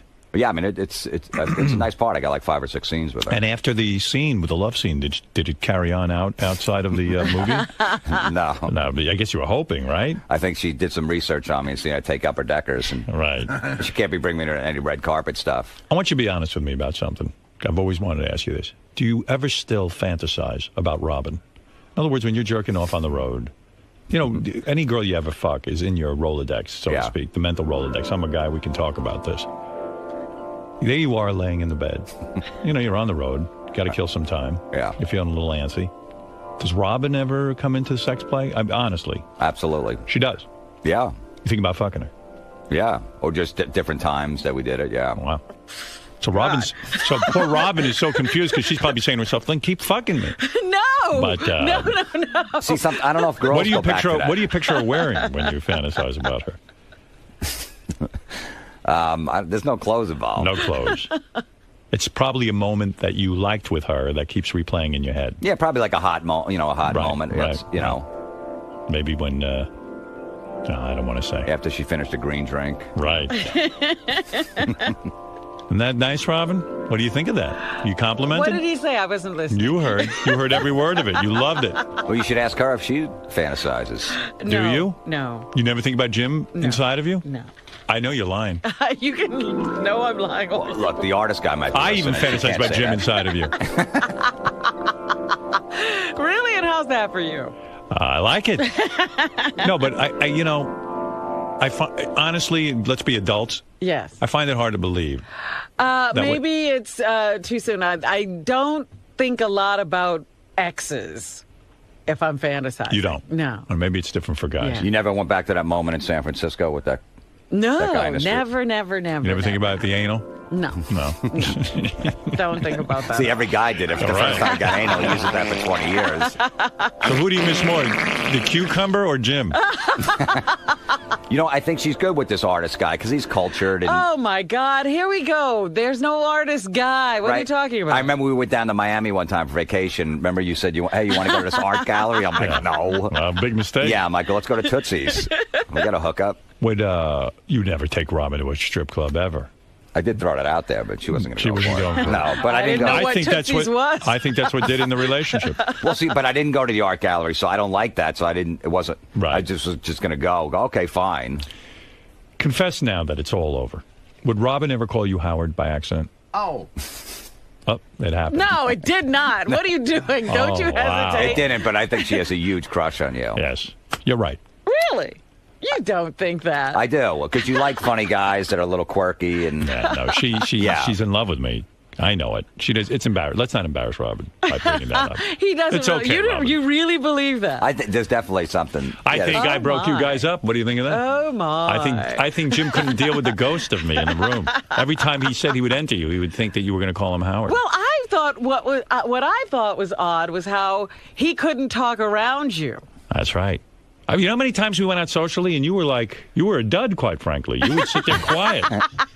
Well, because look, he actually pulled me aside and he goes, "What is with this Jim? He doesn't talk." Jim was like, I mean, I know Jim. Jim knows how to talk. He talks for a living. Well, the problem is when Howard goes out, which you don't go out often, you walk. I remember we were at the Friars Club one time. As soon as you walk in the room, everybody flocks to you. Yeah, but I flock to you and I say, hey, I know Jim, we were what's doing? talking and stuff, but everybody wants your attention. Everyone's getting in. When we were at the private dinner, it was me, you, Robin, and I don't know, maybe Artie was there. Yeah. I don't know. You were a little uptight. I was rapping. I mean, but you take center stage. Artie was telling funny. Artie was in one of the greatest moods ever that night. Yeah, just telling funny stories. We were just listening. But I remember at the Friars Club, I didn't say much because everyone was around you. Everybody wanted a minute of you, and I'm not just going to be like, "Hey, I want his attention." Well, I remember the first time was at Artie's party. And you said you went over to Jim and you tried to talk to him and he wouldn't talk. Yeah, Jim's got issues. I don't know what they are. He is a little intimidating. When there's a staff party, nobody wants to sit next to him. That's because they don't like me. No, because you feel like you're bothering you. And I'm like, Howard's going to look, fucking enough. All right, I know. You come on the show, you're funny, get the fuck away from me. Listen, I don't. Robin's the one got a problem with you, not me. All right. Jim, you got it pretty good in there today. Did I? I don't know. You never know until. It went from crack finger stories to your goatee. Oh yeah, the goatee. Is this real, Lisa? Is it that messed up? Here, Jim, take a look. I'll turn. Oh yeah. Let me see. You see that? I don't know. It's that. Ronnie, is that way off? Your left side doesn't go all the way. To this way. You got nothing going on this way. All right. Well, I probably just fucked up shaving today. I don't know. I didn't. I'm not a metrosexual. It's not that bad. Yeah. And no matter how many times you come on, it always goes back to you and Robin. Look, Howard always harps on that. It's like, I did that crazy stuff like 10 years ago. As you get older, you don't do that as much. I mean, I'm not going to shit in someone's toilet tank now. I don't want to get arrested. Back in the day, you were allowed to. Nobody cared. So whatever, You grow up a little, like Lisa, you know what I mean? Right? You probably did some crazy stuff, 15 years ago that you probably wouldn't do now. Right. I don't think she did upper deckers, though. No. Well, no, but, other stuff. Maybe made some pot cookies instead of regular cookies. I wouldn't yell at a TSA agent, though. Well, I wasn't even yelling, but she's telling me, you're not allowed to switch lines. You know what I mean? They treat you like children. So, what are you going to do? So, no, it was fine. But, yeah, I always get the Robin stuff, but that's all right. It's all good. She is dating that artist guy, though. Is she not? Because she doesn't say she is. She says she But she's been bringing them to functions and stuff, right? Yeah, so. What does that mean? Come on. Is that what happened with you? Yeah, we went to that dog thing, that dog academy thing. I think that was the first appearance, so yeah. But that's cool. Look, the guy's, he's got culture. I live in Jersey, and I like Judas Priest. She's probably better. He's probably. You don't even seem to understand the show. Yeah! You just ruin everything. You got to be funny in here. I can't wait for you guys to see this on Howard TV. Daily shows, classics, and exclusive behind-the-scenes access. Well, that's going to be on Howard TV. The funniest, sexiest, most star-studded network on TV is Howard TV On Demand.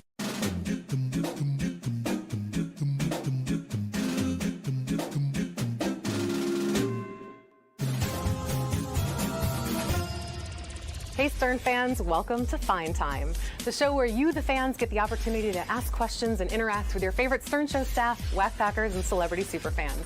I'm your host, Rachel Fine. Now, when the guys at Howard TV first conceived the show, my guest today was one of the first names that popped up as a must-have. Now, it's not because of any one particular thing that he does, it's because he has utter and complete verbal diarrhea. You may love him, you may hate him, but you certainly know what his penis looks like. His phony phone calls are instant classics, and his least favorite number is 143. Ladies and gentlemen, I give you Sal, the stockbroker Governale. Rachel Fine! Sal Governale. Hey. We're not sorry. falling for Okay. that. Let's just Good to see you. Good to see you. Okay, Little sit down. You feel warm. Not falling for that again. Fresh and Just warm. sit down. Are you ready to answer some fan questions? I am ready. I'm ready for anything that you ask me. Fantastic. Can I keep your eyes in this general direction? Yes. All right, first question comes from JM on Twitter. He wants to know, how did you feel when you got hired by Howard? Extremely excited, Rachel, but at first, to be honest, I thought it was a prank because Gary pranked me 5 years prior. They got me pretty good on the show. I was working on Wall Street, and I was actually that day writing jokes for Artie Lang because he was doing the Donald Trump roast. And I was kind of bummed out, you know, that when John's job just ended, the great Richard Christie won, which is the greatest thing to happen to the show. And I got a call like, hello, you know, Hal was thinking we'd like to give you a shot here. And I'm like, are you kidding me? Sure enough, I got invited into the show, and it's been 7 years later. So it's been great. Wouldn't be the same without you. Oh, thank you. Next question came in from Facebook. This is from John R. He says, F, marry, kill, Richard, Howard, and Robin, and explain your reasons. Okay. Well, definitely marry Richard because I love him, and he's my second wife. I would probably Howard because it would make for great radio. Robin, you won't believe what happened to me last night. What, Howard? Sal me up the. Oh my God! Don't tell me that. Yes, he did. And I would, unfortunately, because of the game, have no choice but to kill Robin. That hurts. Sorry, Robin. That's crazy. Sorry to hear that. What's wrong with him? Only because of the game. Only because the game really getting into that. Gives me no choice but to do it. Okay. Excellent. Moving on. Is she dead yet? She is dead. Next question is from Joseph M. on Facebook. He asks, what do you want to do once the Stern Show ends? You.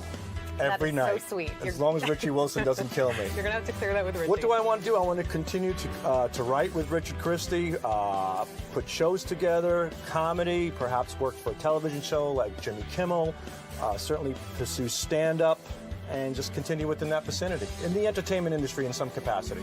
Sounds good. Maybe you'll be the next Ronnie Munt. I said entertainment. Next question is Kim S. also on Facebook. Kim S. She says, Sal, tell me one thing you love about your wife. Really love, no jokes. Can you? Yes, of course. My wife is a spectacular and awesome mother. Really, really great. That's one. I could tell you a few. Give me another. I think she's absolutely beautiful. I think she has a great personality. And I also think if it wasn't for her, 80% of my material would be out the window. She always says to me that, you know, if it wasn't for me, you wouldn't have anything. And to some point, that's true. You know, the price that we pay for that is a different story. But it's certainly the truth. She's really good. She's a good source of your comedy. Yeah, she's got a good sense of humor. So romantic. Next one also from Twitter is from Roger. He says, how did you ever pass the Series 7 exam? I studied every day. I actually made it a job. I got up at 9 in the morning and I went to my kitchen table and I stayed there till 5 p.m. And the only time I took a break was at noon, like I took a lunch break, and I would put on The Price is Right during my lunch break. And I watched The Price is Right, and then I went back to studying, and I studied real hard. I crammed it all in, and I got an 86 first time out. Nice. Do you think if you took it again today without preparing, you'd pass it? 68. It would take some time, but I could certainly pass it again. Nice. Next question also from Twitter is from Stacy. Stacy says, is Gary still eating black and white cookies with crumbs running down his chin? Well, I would have to say yes, I am. I love them, and there's nothing better to put me to sleep quicker than a good old batch of black and white cookies right after I'm done playing solitaire, boy. Sorry to wake you up. Next one came in from Facebook. This is from Scott M. Oh, Scott. From Scott. Sal, what do you do all day other than the prank calls? Well, that's a good question. We do song parodies. We listen to listener submissions. We put bits together. We put games together, like the Debbie the game today. We also write when people go out on the street. Rich and I actually go out on the street a lot, so we're constantly coming up with new concepts for the street, like Occupy Wall Street, like going to Harlem, talking about topical topics there. While the show is on, during the course of the show, I and Richard also send Howard jokes and media during the course of the show through Will and Steve on the computer.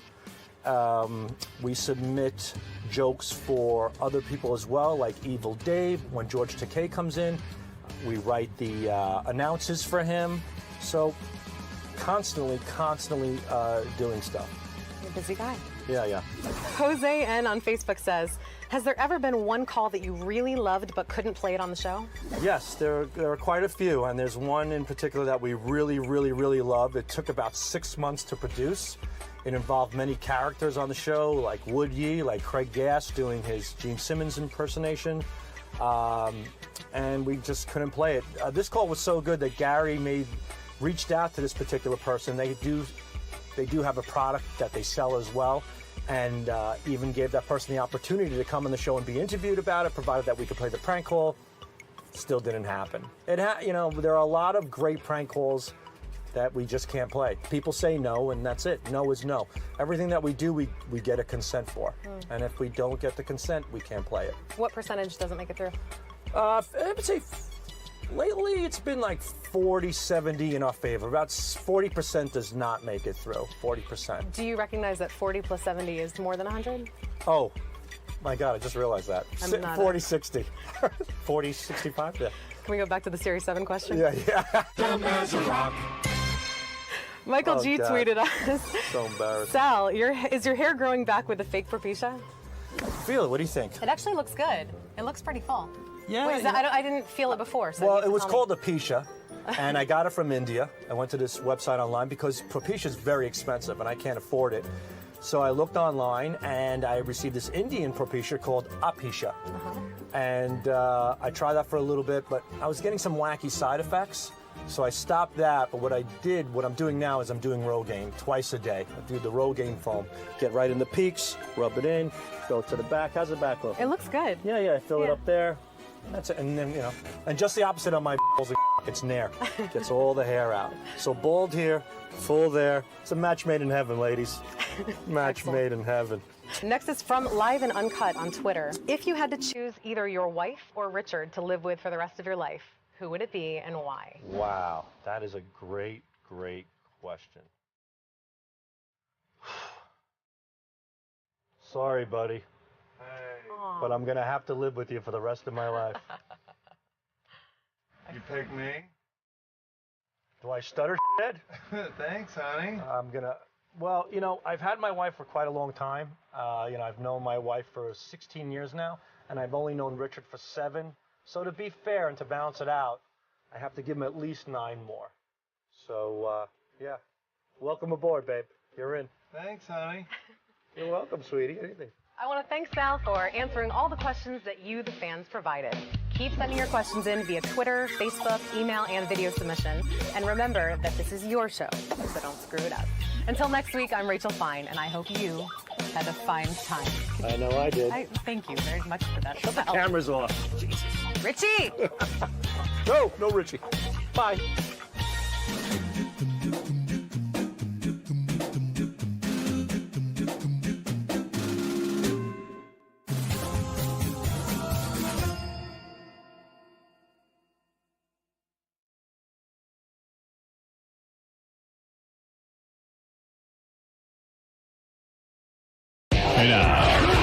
You don't even seem to understand the show. You just ruin everything. You got to be funny in here. I can't wait for you guys to see this on Howard TV. Daily shows, classics, and exclusive behind-the-scenes access. Well, that's going to be on Howard TV. The funniest, sexiest, most star-studded network on TV is Howard TV On Demand.